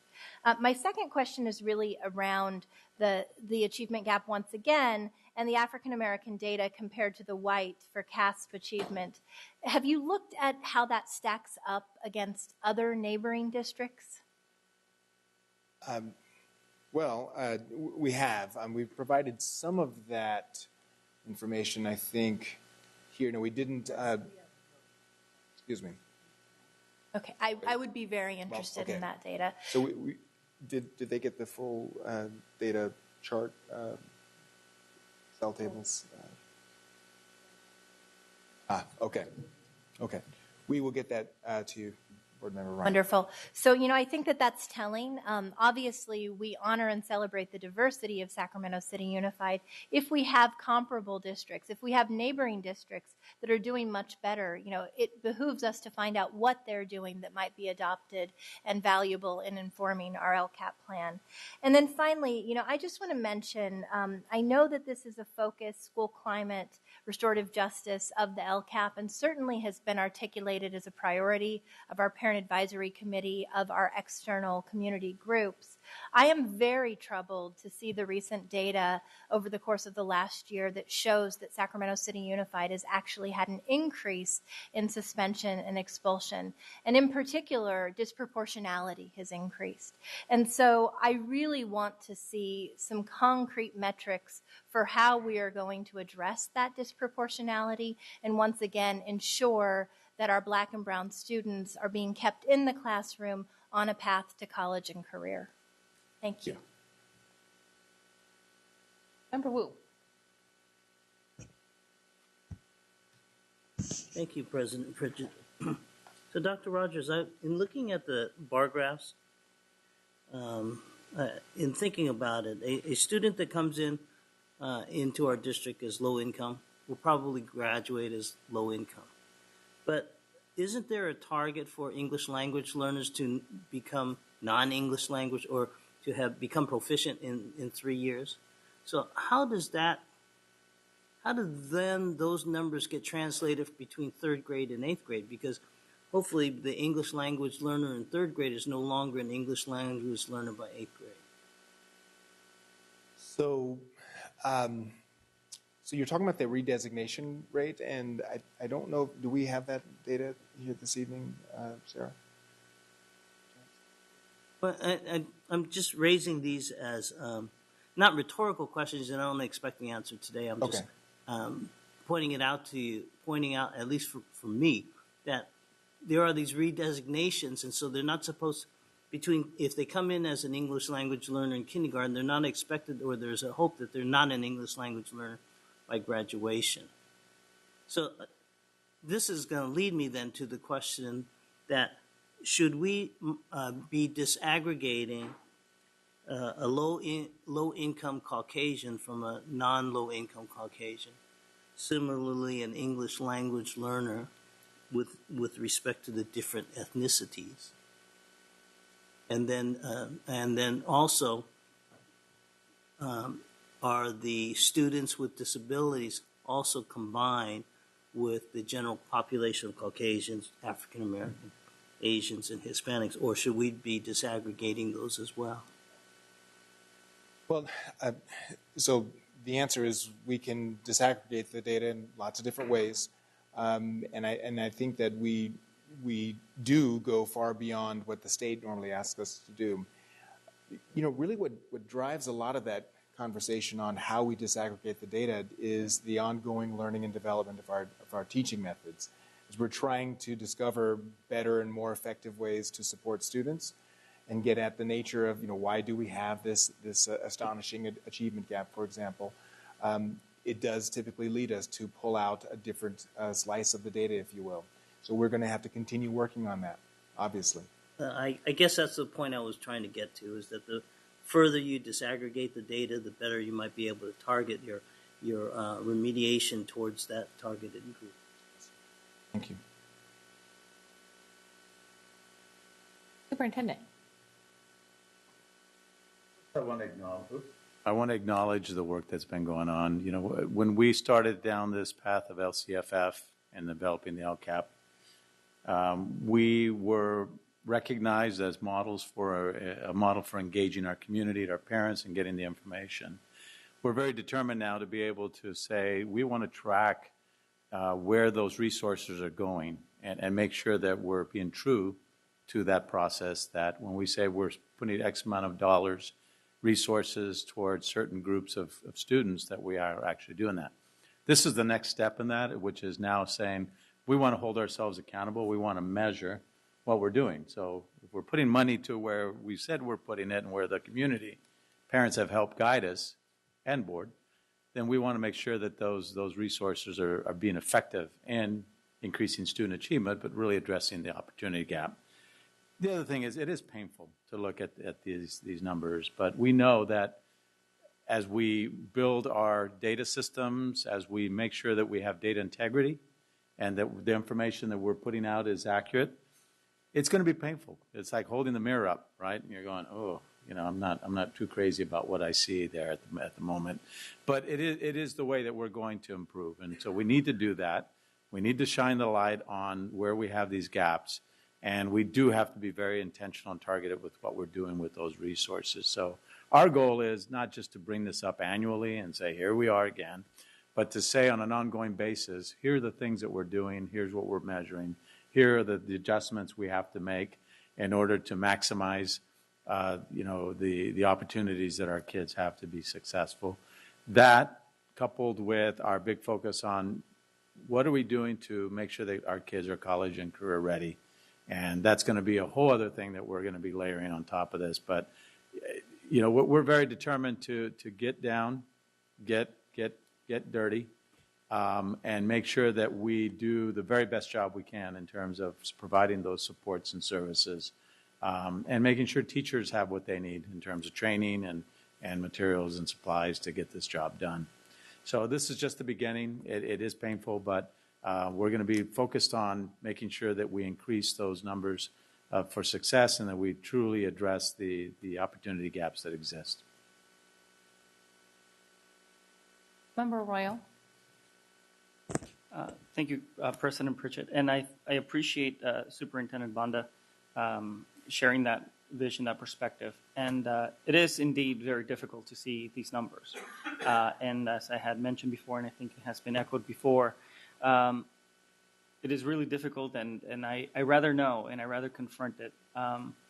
What I want to see as we move forward then is bring a specificity as to what we're going to be doing. So I'm sure that there will be plenty of presentations throughout the year, but even in these presentations, then it's like this is where we're at and this is the next steps in terms of specific initiatives. We don't have to go in depth, but I think that the role of this body is governance, and as we discussed in a previous meeting, our job is to provide confidence to the community that indeed we are doing our job, and that we as governing board members are then being held accountable by the community, and then we're holding you accountable, and so on and so forth. And I think in then building that trust, and we need to see the reality, which is a very good first step. and I don't want to shy away from it. And as difficult as it may be, it's better to know, and then we just really progress. But then it's incumbent upon us and staff then to show how really we're going to be moving forward, so that we're not having here these conversations year after year. And I think that in order to build that trust, please let us know. This is where we're at with students with disabilities, but this is what we're looking at. We're looking at professional development. We're looking at changing the culture in this way, in that way. I mean, obviously that will take time, and those will be conversations that we would have with stakeholders. But I think that that's what we are going to have to then do in order to keep ourselves accountable as to how we're moving forward over the months and years. If these presentations bear these kind of news, then I think not only we board members, but the community probably want to hear where we're going with it. Thank you. Thank you. Member Rodriguez? I just barely put my light on. Thought I had a little bit of time. I know. No, I know. I'm not going to take 10 minutes. You know, I look at these, I'm kind of doing math up here and stuff right now. So I'm in my wheelhouse. And I'm looking at these charts and the numbers, and I see that when you look at it from a trend perspective, from 2009 to where we're at, I think the district overall has done good in all subgroups. And that's something that we really want to celebrate, that, you know, we're not remaining stagnant. We are moving incrementally. And that's to be expected with a district as large as ours. Is it good enough? No. You know, is it where we want to be? No. But it is something where we can look at, and I agree with Superintendent Banda, it is something that doesn't look pretty to us right now. But also we need to acknowledge where we're at. And so, and this is the brave part, and I thank you all for coming forward and bringing the honest truth to us. So that's one of the things that we have to do. So what we can't acknowledge doesn't get worked on and doesn't get changed. So that's the first thing that I want to say. Now on the next page over on observations of 2015-2016 LCAP, you know, there's two things that jump out to me on this one, is that the expenditures are behind and the reports are not finalized. And that shows to me that there's a maybe perhaps a lack of understanding, you know, at our school sites. And so what can we do, and what are we doing to help school sites understand that this is their pot of money, this is the money that they need to spend on students today, because the students of today are not going to be taught the same things as our students of tomorrow. And, you know, I understand that there was one time in this district where people were saying, you know, you got to kind of reserve and hold back and not overspend and, you know, budget accordingly. But that's not the case today. And it's a mind shift change. And how is it that you can communicate out to these school sites and have them see the same thing we're seeing? Okay, so that's something for you to wrap your mind around right now. Because we certainly don't want to see that dollar spent less on a child today.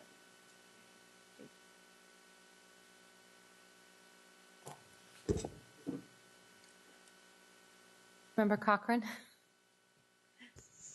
Just a quick question. Looking at the West Ed document here, under basic services, it says rate of teachers appropriately assigned and fully credentialed. How are we tracking that on your end? I know we do a lot of tracking in HR, but how are you guys doing that?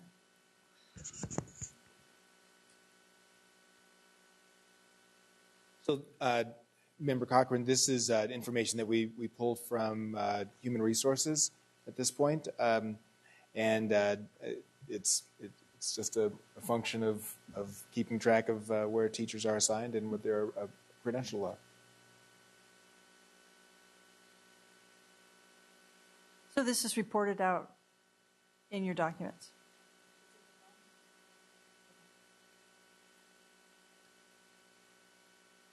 Thank you. All right. Thank you for the presentation tonight. And I do want to tell you that your hard work does not go unnoticed. So thank you for everything. Thank you. Item 10.2, Approve request from the City of Sacramento to amend the joint use agreement at the School of Engineering and Sciences for the purpose of creating a pop-up dog park. Mr. Dobson?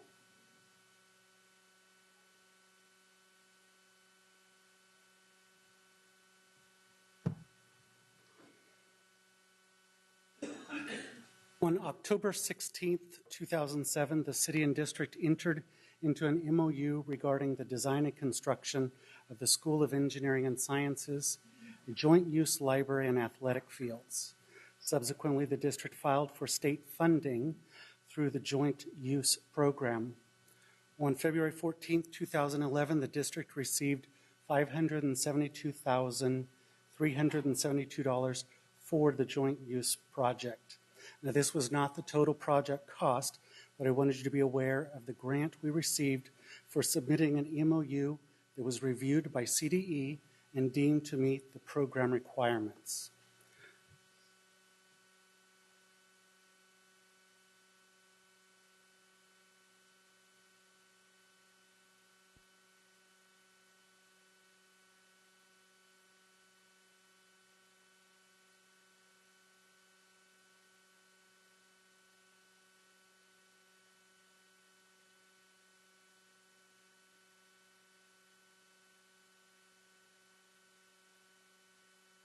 Before we started the project, this parcel and the parcel here were owned by the school district and still are.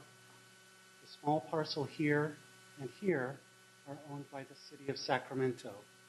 The small portion here belongs to SMUD.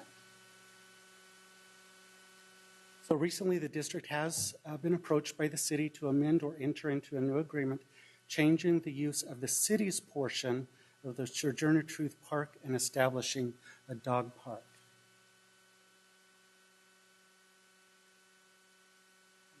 Great, but this is an aerial with the school now present, the library, the parking lots. This is the baseball field that is on the city portion, and then there are 2 soccer fields. The city intends that the baseball field area of the city property revert back to the city's exclusive use. If, however, the city decides not to construct a dog park at this site, the area may become available for district use. We're talking about the softball field here would go back under city control and would become a dog park.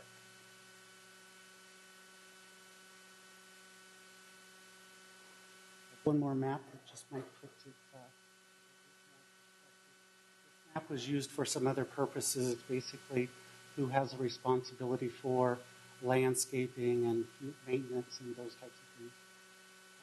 But you can see here identified as a joint use school city park area. B is the school itself. C is the library. And D is the joint use library parking area. So tonight we're seeking the board's direction. If approved, you'll be directing staff to work with the City of Sacramento to craft an amendment agreeable to both parties. No public comment. All right, do we have board comment? Member Rodriguez. I'm a little hesitant about this, and I think only because I've been a board member a little bit longer than most up here, and recall that this particular site, it was kind of problematic, where there had been an exchange of property. We used to own some of the property, and then apparently we gifted it for a library at that school site. Well, we still own the property, and the portion that we own, this section here, it's basically the pink or the red line, this area all the way here. We still own that. What we do is we have an MOU agreement with the city and the library authority to operate a library. So they own the building, but the property is district property. But we're not generating any revenue off of that agreement, correct? No, the only way it comes into play is it is an official joint use. So the school does not have a library in it. So there's an agreement that during school hours, the students actually use the public library as their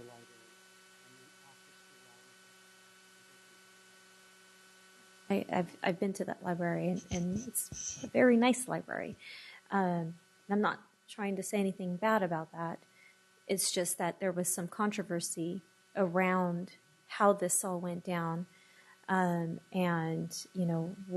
how we came out on the short end of that agreement. So I'm very hesitant about this, and I question and wonder why now. Why do they want to come and do a dog park at this spot and at this location? And then the other thing that I wonder, and I want to wonder out loud with everyone here, is the fact that this school, one of the downfalls to this school is that it does not have a sports program. And I just was talking to a parent yesterday about SES, and I said, it's a great school. And she told me her son does not want to attend that school because there's no sports programs there. So, if I'm looking at a joint use, I'd like to see not a dog park, but maybe a swimming pool there that could be utilized for sports and for the public, as opposed to a dog park. So, those are the kinds of things that I like to just wonder about, and why not? Superintendent. I can share my conversations with city councilmen regarding why the dog park there. My understanding is that's kind of that because that particular piece of land isn't being used by the school site and being used regularly. It's kind of become a de facto dog park. It's not officially, but people do get their dogs out there and been running around for a while. So I think it's really based on community request, community need. Asked the same thing. So if not there, where? And the response was the next available spot is just really far away from where the neighborhood would like to have that done. So it's a community interest, community request. It's already been de facto. We're not using the property actively, Jim, that I'm aware of. The school's not. And so the idea was that, put it to use as a dog park. It would serve the community. And I guess if at some point down the road we need to do something else with it, we could, have that kind of discussion and negotiations. But that was what I heard as far as why put that there. Member Wu. Thank you, President Bridget.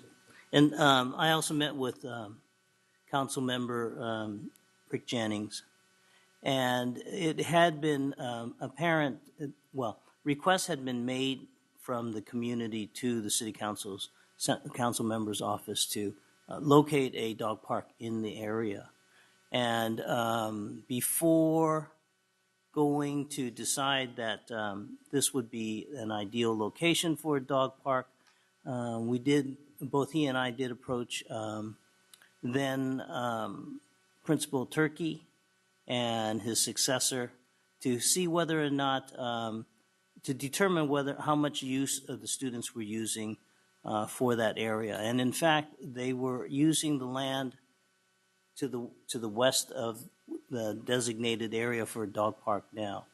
The concern I had was who was going to be taking care of the property once it left the responsibility of the district, and they assured us that the city would be taking responsibility over that, and that they had been, the city had recently received a grant in order to house a temporary dog park there. And so they were looking to us, my community, people in my community are looking for a dog park. The others are too far away. And so I said, let's have our people talk to each other, and this is the result. And so, and the final note is that the students don't use that land, and the loss of that land is not going to inhibit, the soccer, the PE that they have out there now. Thank you for clarifying that, Member Wu.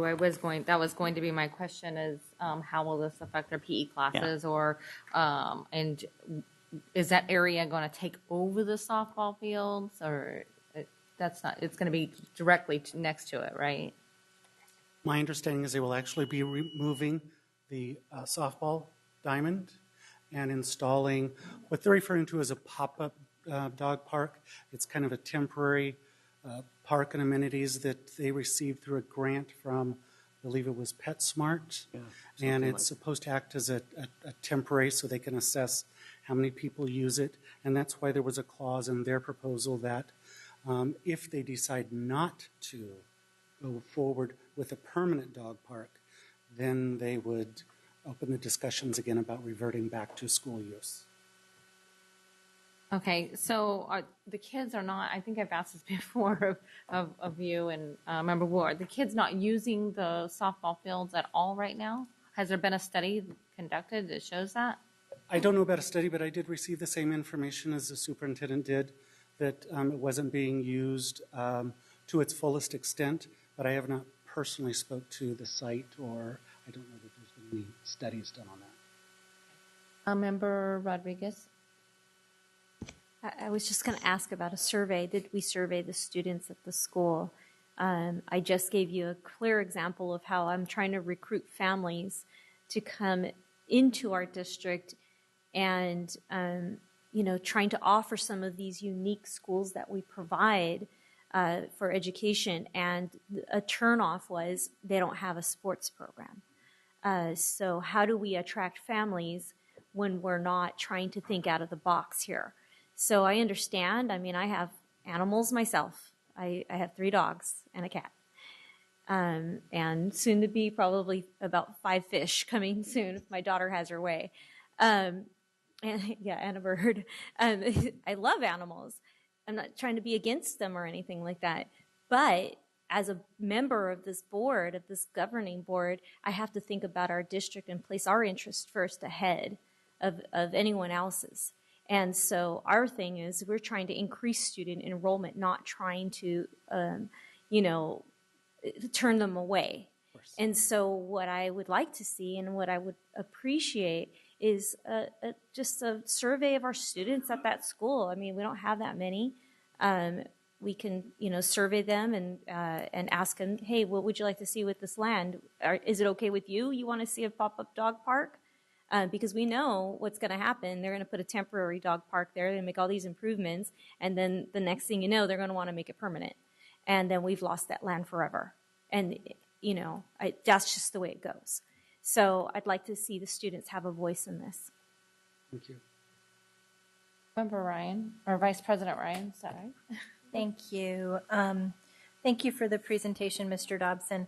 I had an opportunity to speak with Ms. Allen earlier today and ask her some questions about community feedback regarding the pop-up dog park and the process moving forward. A couple things that she shared that I thought were interesting points and very much informed my decision on this. She really said that a de facto pop-up dog park was happening already. So this idea that people are utilizing the school facilities to walk their dogs, let their dogs run. Part of us moving forward in this is creating some clear understanding of who is responsible for maintenance. So in other words, ensuring that it's not our school crew that is picking up dog poo and having to deal with the maintenance of land that's being utilized by people outside of our students. Beyond that, I think this idea of asking students their viewpoint is good. I'm under the understanding that we would be developing an MOU and we could attach a sunshine or sunset date to that if we wanted to, and decided down the line that there was a better use of that existing space. Thank you. Okay. Seeing no other board comments, this is an action item, so I need a motion.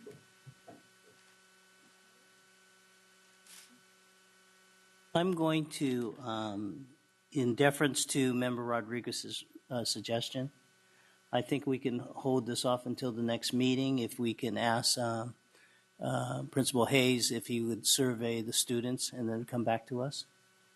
Thank you. I appreciate that.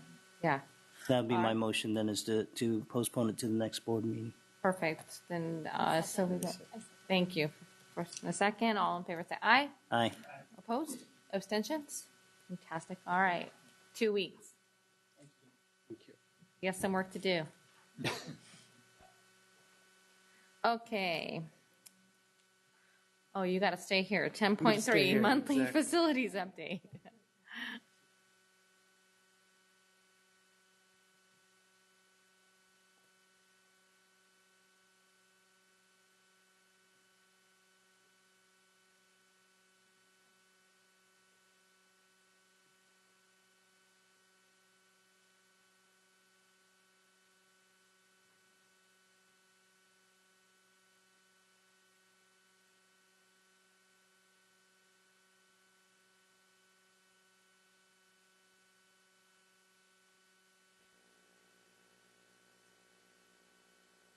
Okay, here we go. So tonight I will be presenting an update on the core academic renovation project for West Campus. The architect firm for the project is Stafford King Weesey. We've met numerous times with the architect, principal, student, staff, and community to solicit ideas, concerns, and answer questions. The scope for this project is to create a new sciences and engineering wing, install a new soccer and practice field for football, and to eliminate hazardous conditions.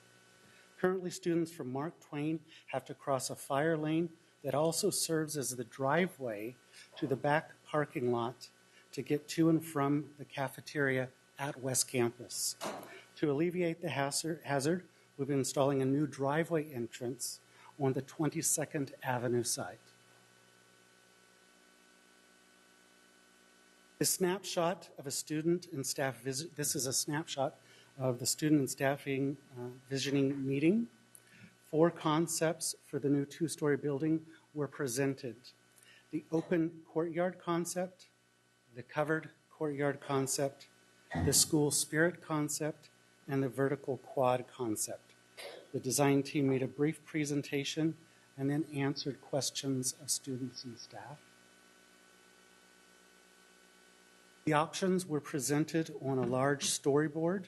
Students and staff placed dots on their preferred options. Each board had interesting facts for the students to ponder, such as incandescent light bulbs waste 90% of electricity as heat. 50% of PCs and monitors are left on overnight and weekends, wasting $4 billion of electricity each year. 29% of students have used an online video for help with their homework, and 91% of teachers say effective use of education technology is critical to high student achievement. This is a zoom in of one of the study boards or storyboards. This board focused on group learning. Students and staff provided feedback by placing their dot on their answer. Question 2 on this board, on the student side asked, would you prefer to work in a group or individually? As you can see, the majority of the orange dots are on the group answer. But the corresponding question for the teachers asked, do you feel like your classroom hinders or supports group work? All respondents placed their dot on hinders. Here, Mr. Rodriguez is conducting one of the parent and community meetings. The parents were also given an opportunity to provide input by placing their their dots on the storyboards. So our schedule for this project, the design team will spend the spring and summer completing their design documents. We will be making a final presentation in the fall at the back to school night. And then we're working towards a spring, summer of 2017 construction kickoff. The budget for this project is provided for measures Q and R for a total of about $11.5 million. That's the end of our presentation for tonight. We have public comment. We have one comment on this item from Maria Haro Sullivan.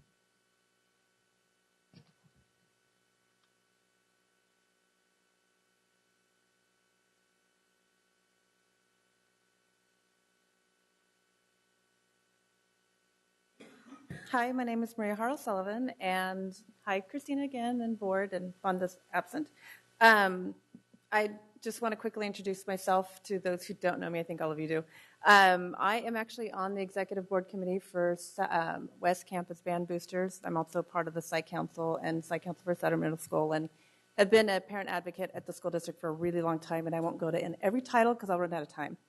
But I do want to say that I have been part of the bond process from the inception. And I know that we're not talking about the kitchen. However, that has always been very clear that that was one of the goals for the district. And I'm a voter, and I actually would really like to see the kitchen done as well. But as far as West Campus is concerned, he mentioned safety. He also didn't mention all the things that are wrong with West Campus. West Campus is a great school. It has really good kids, but our facilities are definitely lacking for a high school. And I know it's a small school, but and it's difficult for me to talk about it because every time I talk about West Campus, I look at the kids' faces and I see kids who work really hard, kids who don't think that the district pays any attention to them because the textbooks that they receive are old, dated, and ripped up. And I know we're not talking about that. However, the kids think that they only get things as hand-me-downs from Hiram Johnson. They don't believe that we're going to actually improve their school.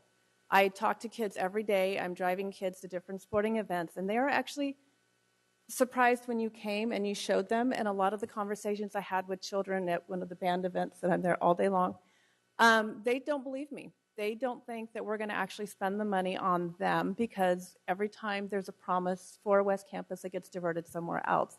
And I'm actually kind of seeing this in what's happening.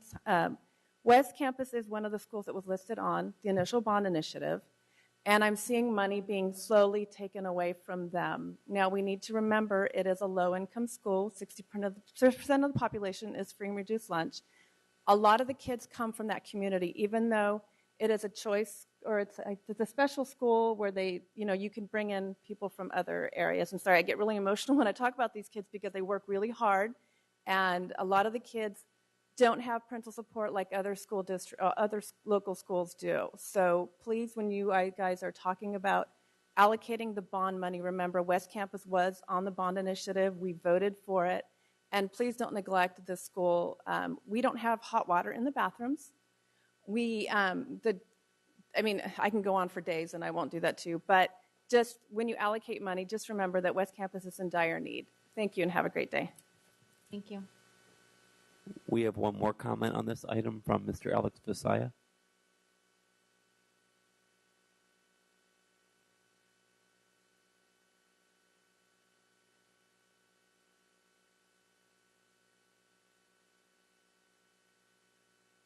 Good evening, Board. My name is Alex Visaya, Community Advocate for students and families of this district.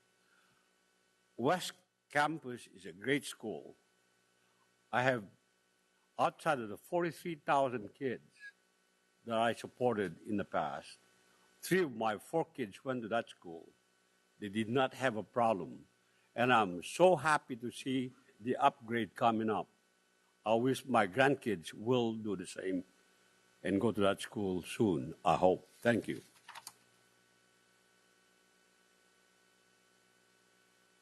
We have any board comments? Member Rodriguez. Thank you. Just thank you. I think that I like the process that it involved the students. The school has had a need for these improvements, and it is the right thing to do. So thank you. Member Royal. Thank you, President Pritchett. I just want to echo Ms. Sullivan's comments and just invite every board member to visit West Campus. It is really easy to dismiss what is going on at West Campus because of the achievement scores of that school. And she tried to encapsulate as much as possible of West Campus, but this is a school that it's almost 60% free reduced lunch. Most of the students that attend West Campus are from within that neighborhood or South Sacramento. So it's more of a neighborhood school than more people think that it is. And if you walk through that campus, you see the huge deficiencies. This was a middle school where you go to the bathrooms and the stalls doors are like face height. I mean, so there's no privacy in the stalls. You go into the classrooms and you see the desks where the high school students are sitting, and they're still the small desks. I mean, they really don't fit. I mean, if you go through the facilities room by room and you really see how these students are achieving in spite of what the facilities are, you will know that this is a very special, very dedicated group of students and parents. And so what I really want to echo is Ms. Sullivan's concern about what is going on with the funds and the allocation, because Mr. Hobson, was this the full amount that was allocated from the bond? Somehow I remember the amount being higher than $11 million, $1.5 million, 11.5. Is it?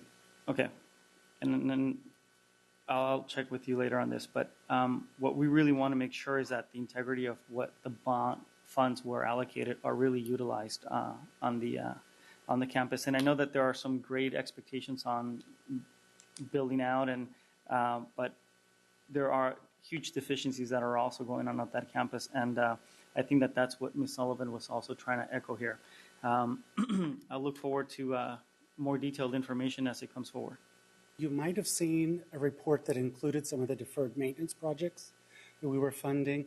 Those were a little over $1 million, and that was a roof on the main gym, roof over the kitchen, and then some of the covered walkways. But we didn't want to kind of confuse it and include it in specifically in the core academic renovation. That was under deferred maintenance, but I think we did publish those at one time, and that may be part of where it's at. And then with issues like drinking water, because I mean the school drinking faucets, it's just not working. Is that part? Is that, do we need another like bond allocation for that? I mean, is that part of deferred maintenance? Where were basic needs of that nature fall in, under what category, or how can they be addressed? Well, that would be through Q, Measure Q.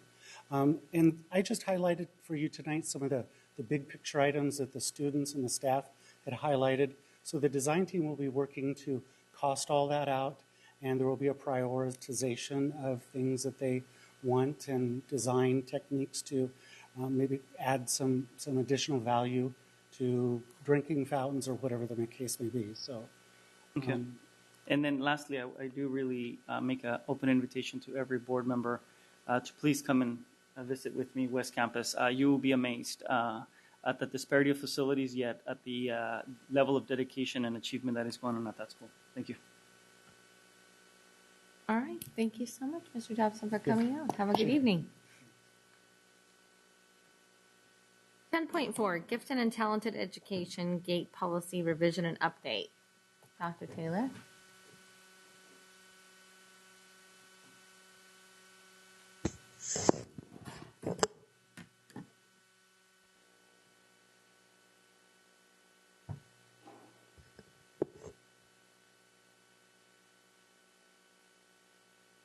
Good evening, Board President Pritchett, Superintendent Banda, and members of the board.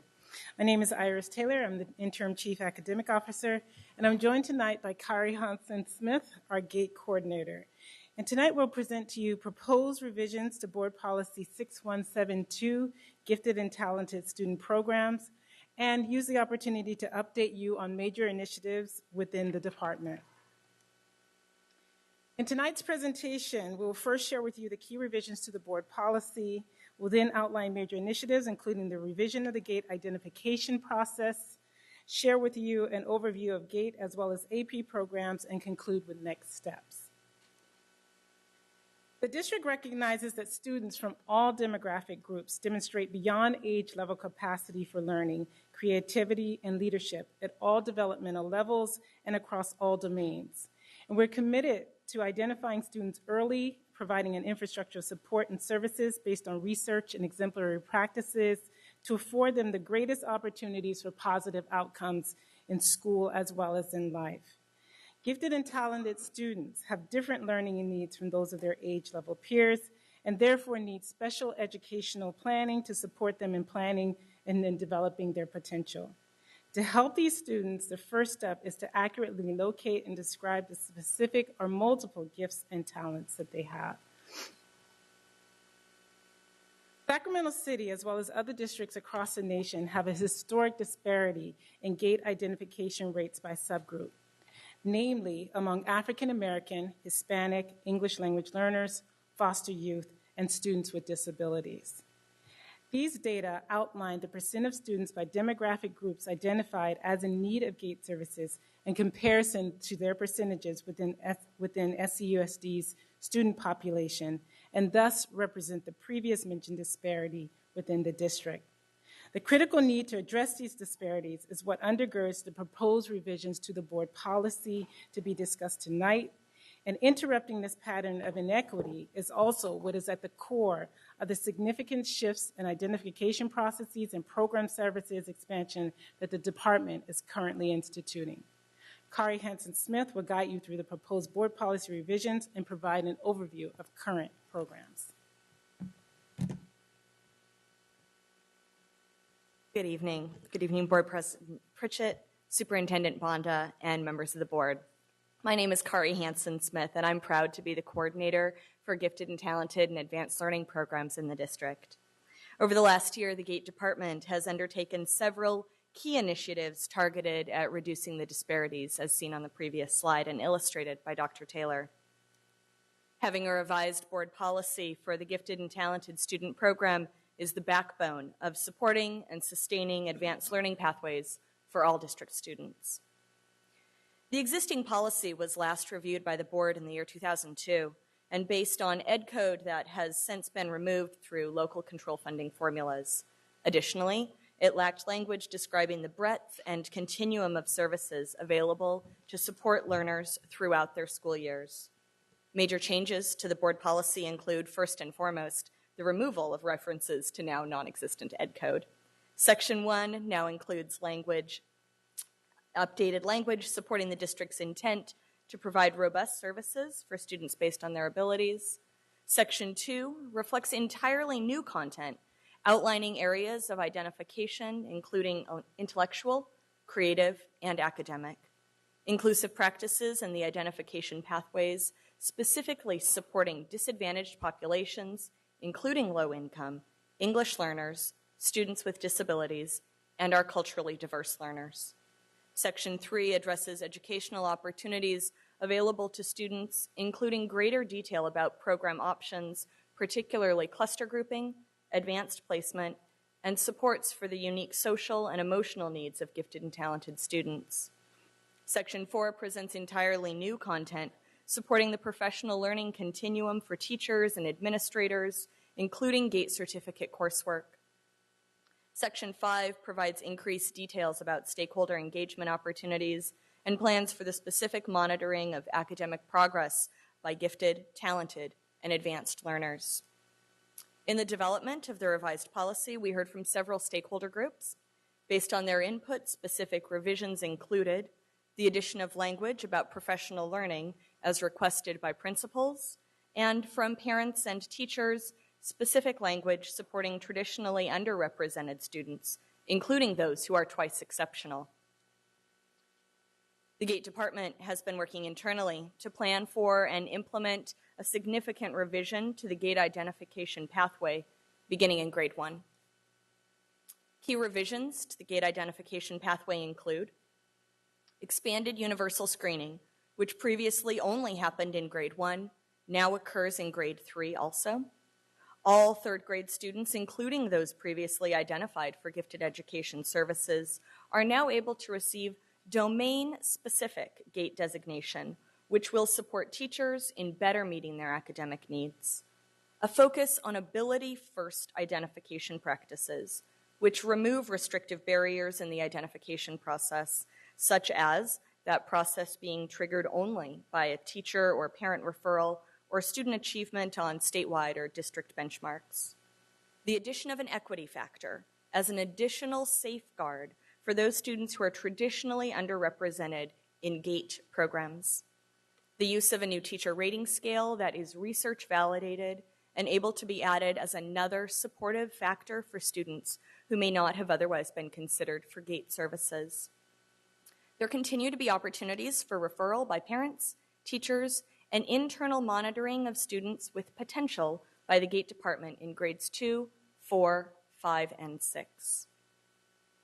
A key component of the GATE identification revision process was the inclusion of additive criteria intended to serve as safeguards for those students who may have otherwise not been considered for advanced learner services.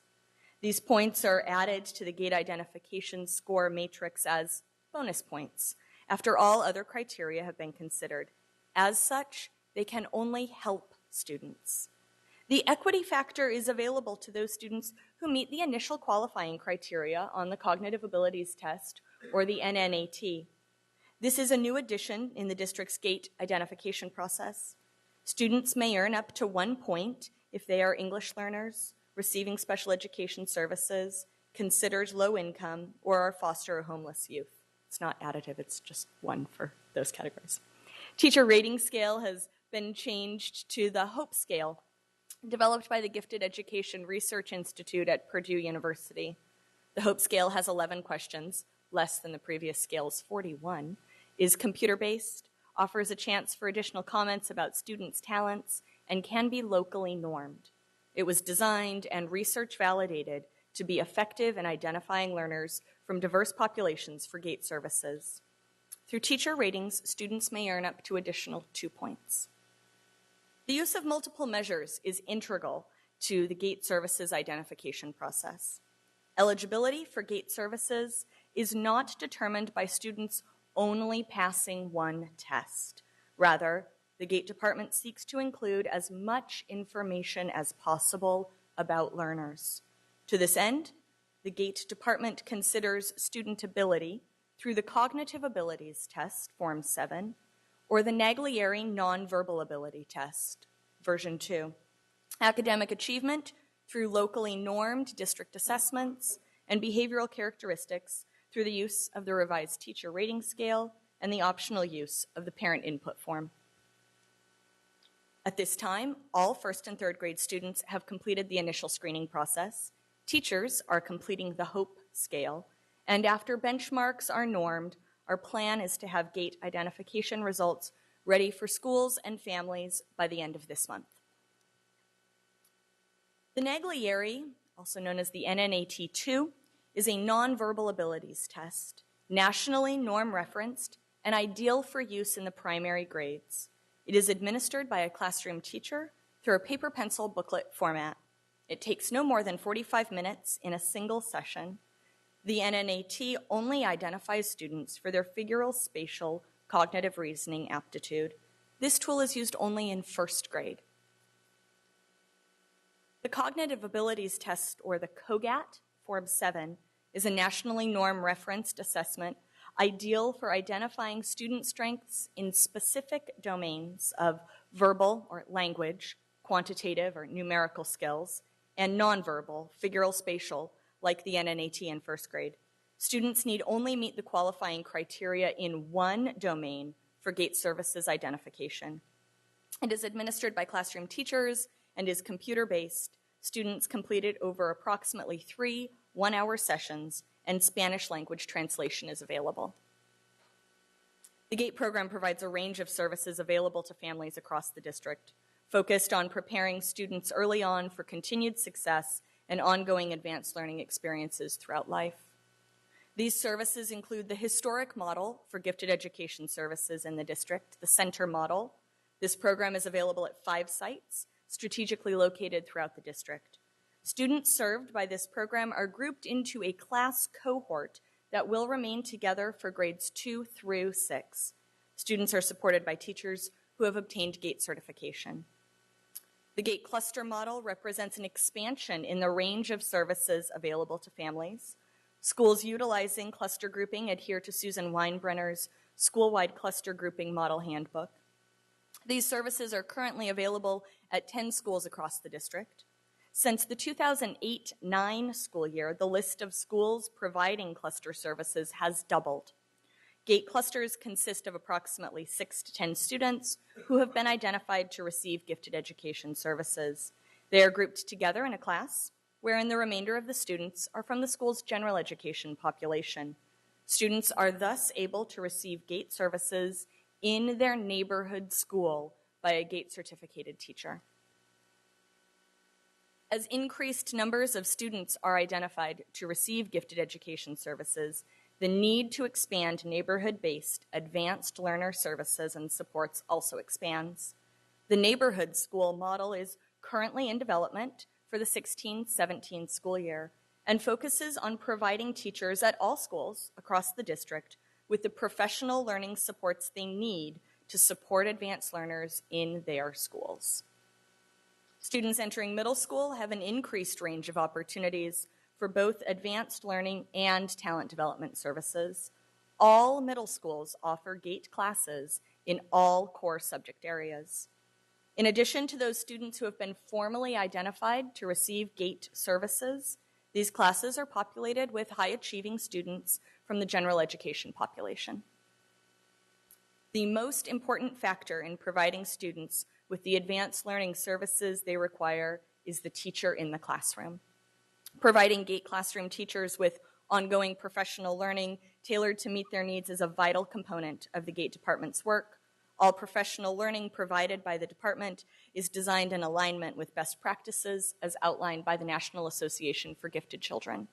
GATE certification is the foundation upon which all other departmental professional learning is built. It is important to note that professional learning opportunities are available to all elementary school teachers across the district. As advanced learners progress into high school, they are provided with opportunities to accelerate and deepen their learning through advanced placement courses in subject areas of their interest. Advanced placement courses are available at all district high schools, in addition to a range of dual or concurrent enrollment and international baccalaureate offerings. As advanced and high-ability students seek to secure college admissions placement in an increasingly competitive market, it's vital for them to demonstrate having taken this kind of advanced coursework. Additionally, as students enter college, having experienced the rigors of college-level coursework previously contributes to their college success. This table represents the year-to-year advanced placement enrollment data from academic year 2012-13 through last year. Bars represent the percentage of students who enrolled in at least one advanced placement course between grades 10 through 12. Data was not available for a few subgroups in the year 2012-13. If you look at the 2013-14, you'll see an uptick in advanced placement enrollment rates, both district-wide and for a few specific demographic groups, including our Hispanic learner students, those reporting 2 or more races, and our English language learners. The 14-15 data shows increased enrollment for our African American students, foster youth, and English learners. This table represents the unduplicated count of students who took 1 or more advanced placement exams and scored a 3, which is passing, or better on 1 or more. Not all students who enroll in advanced placement courses opt to complete the exam. The College Board does not report state or national data for those categories where only the green bar is shown. On a positive note, last year's advanced placement exams, district Hispanic and African American students significantly outperformed their peers, both nationally and statewide.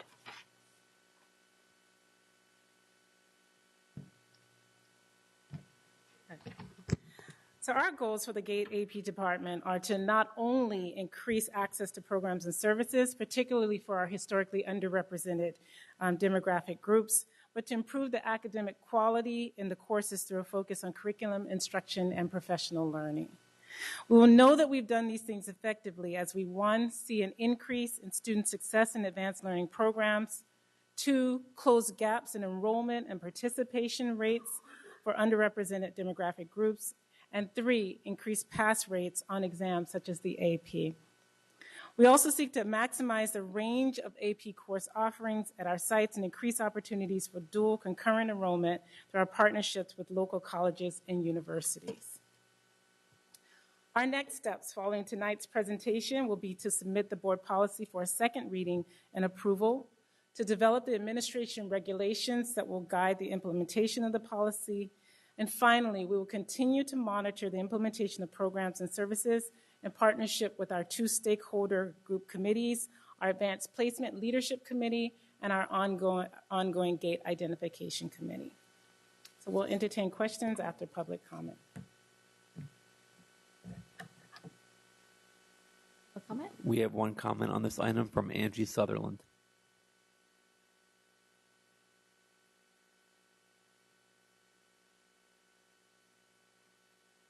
Hi, everyone. Angie Sutherland. There's a lot of good stuff added to the GATE policy, which I'm happy to see.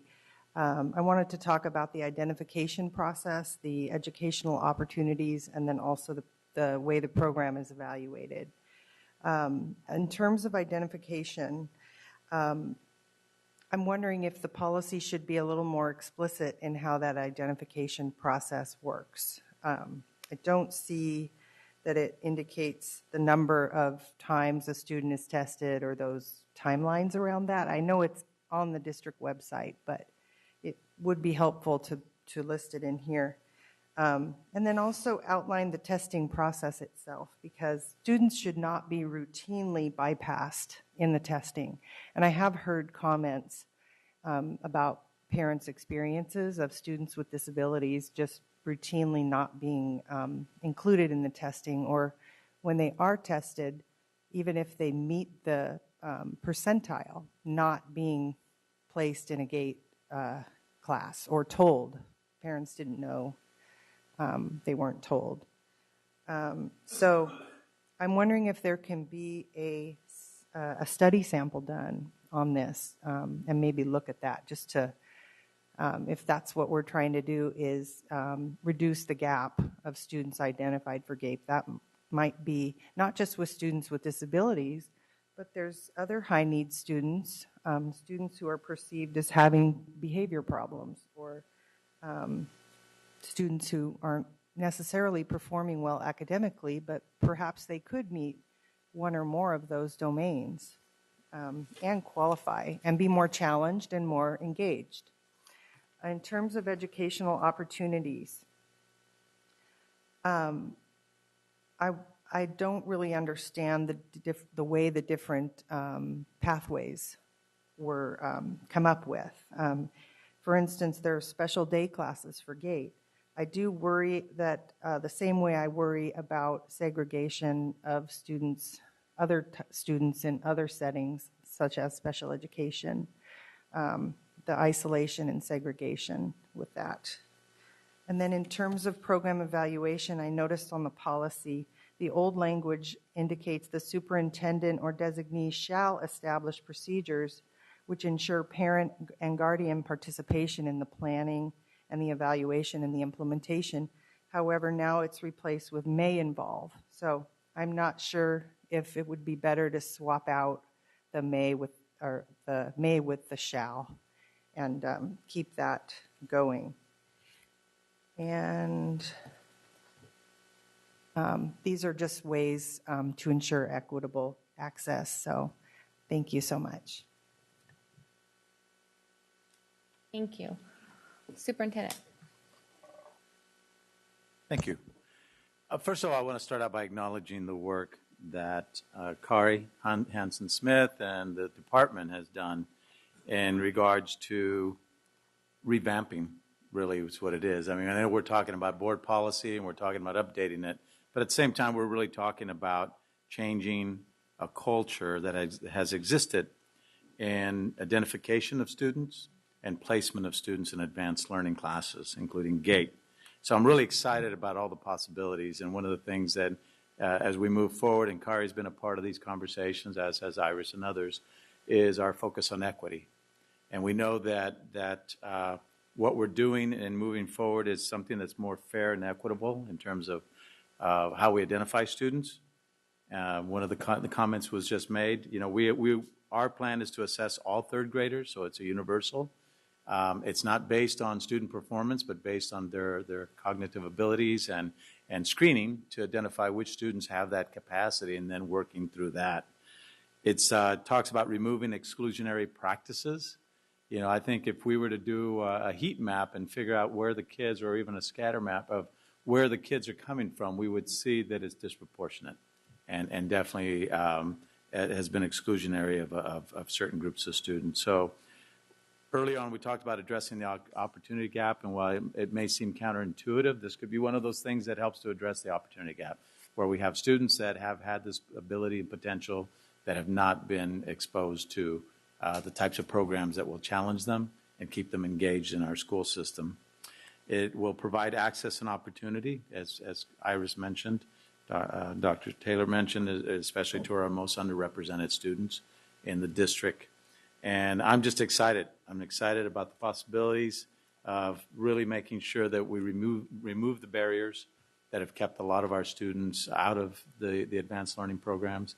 And I'm anxious to see this move forward and be able to track the students and see what the wonderful things that they'll be able to do given the opportunity to be in these advanced classes.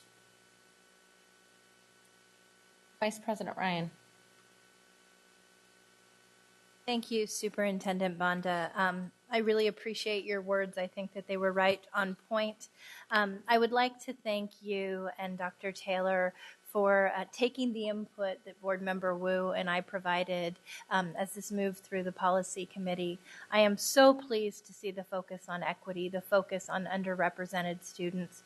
We know that the district has drawn some criticism, I think rightfully so, for our GATE policies in the past. I think this is a wonderful opportunity for us to ensure equitable representation moving forward. And I appreciate how much due diligence was put into incorporating that into every fabric of the identification process and the work that you're doing moving forward. I also want to mention two things. I'm very happy to say that in our GATE cluster model, we are right now working on Hollywood Park Elementary and introducing Hollywood Park Elementary as a GATE school in the coming school year. Under Tenley Luke's leadership, this was an area that the community had been hungry for. I will never forget having a 10-year-old Hispanic student say to me that he felt like his opportunities were limited because he didn't have access to GATE. A 10-year-old saying this to me. Remarkable. And then I also want to comment on the AP piece. Just in case you are not following it, currently one of the big challenges with AP coursework is, irrespective of how equitably we offer these courses from high school to high school, there is a lot of unfortunate, I would say, nuances from campus to campus and colleges in terms of their acceptance. This has long been a problem. Some campuses accepting 3, some requiring 4 scores to be able to get college credit. Right now, the legislature has a bill that would actually standardize the AP cut score so that we truly could ensure that students were receiving credit at an equitable level at schools across the state. Member Arroyo. Thank you, President Pritchett. I was writing comments and notes as your presentation started, and I cannot thank you enough and the leadership of Superintendent Banda to really making headway on this, because it's the entry point that is the issue. And while the policy stipulates exactly where we need to be at, it's the implementation, and that's where the follow-up and the close attention will take place. One segment here that I did not hear much about is the role of the parents and how we need to inform them, or how do we publicize or let them know that this is an option. You don't know what you don't know, and then therefore you don't ask the right questions, or you don't have. So when I see that the chart and the bar as to who's really disproportionately taking advantage of it, I mean, am I blaming those parents who are taking advantage of it and that are advocating for their kids now? I think that the only thing that we need to do then is make sure that then we empower every parent as much as possible to know that this is a possibility, that their child can actually be part of these type of programs, because the number one advocate for any given child is going to be that parent or their parent. And I really want to make sure that parents know that this is an option for their children. And I know that it's not going to be taken care of in one night or one day in 1 year, but we definitely need to somehow publicize it, make it part of the dialogue with principals and their parents, that classes like this exist so that parents feel comfortable that they can demand these type of services, especially when we're looking at the demographics that are not equitably represented. It's not only about the teachers knowing about it, the principals, but the parents really need to know about it. And that's what I see when I interpret these bars. That's what I interpret. I interpret parents basically saying, I want my child in this type of class. And they fight, and then they get them in, right? And so that's the one comment that I have on that. Regarding the AP, I think Vice President Ryan hit it right on the head in terms of the discrepancy on who gives credit or not. But this is something that I learned from Mr. Thomas, who was principal at West Campus just about a year ago. And this is what he did at West Campus. He found money somehow from his budget, and he brought in a tutor to help the students take the test on AP. And the reason why he invested as much as he could, from whatever few dollars that he can scrounge for his students, is because the benefit is multifold. Every time that a student not only takes an AP class but takes the exam, that student then has an opportunity to save money once they are in college, taking less time and less classes once they're at the four-year institution. The other multiplier effect is that some of these students were getting free ride scholarships because AP scores are used as the measuring standard against every other school. So when a school is really rising on the AP scores, colleges, not only in the state but nationwide, pay attention to that. And so there were students in his school that were going to Brown or to Ivy League schools free ride because of the academic achievement and how they were able to prove it through AP. So I know that this is yet another demand on the budget, but nonetheless, I think that this is an initiative where pennies investment can really probably have a lot more savings for our families in the district in terms of savings for tuition, college time, and also for scholarships, so that the students may be able to be qualified for. So I really want to put it out there to the board, to the superintendent, and see how we can think big in terms of the district-wide and how we support our high schools with a few dollars on. Maybe we get a full-time person to help each high school prep their students on how to take that AP score or AP test in order to score higher, in order to then reap the benefits of that score. So food for thought, and this is something that was successfully implemented at West Campus by a principal, and it would probably be something to consider as we think of the entire district. Thank you. Member Rodriguez. Thank you, Madam President. I'm going to go to slide 19 is I earmarked it.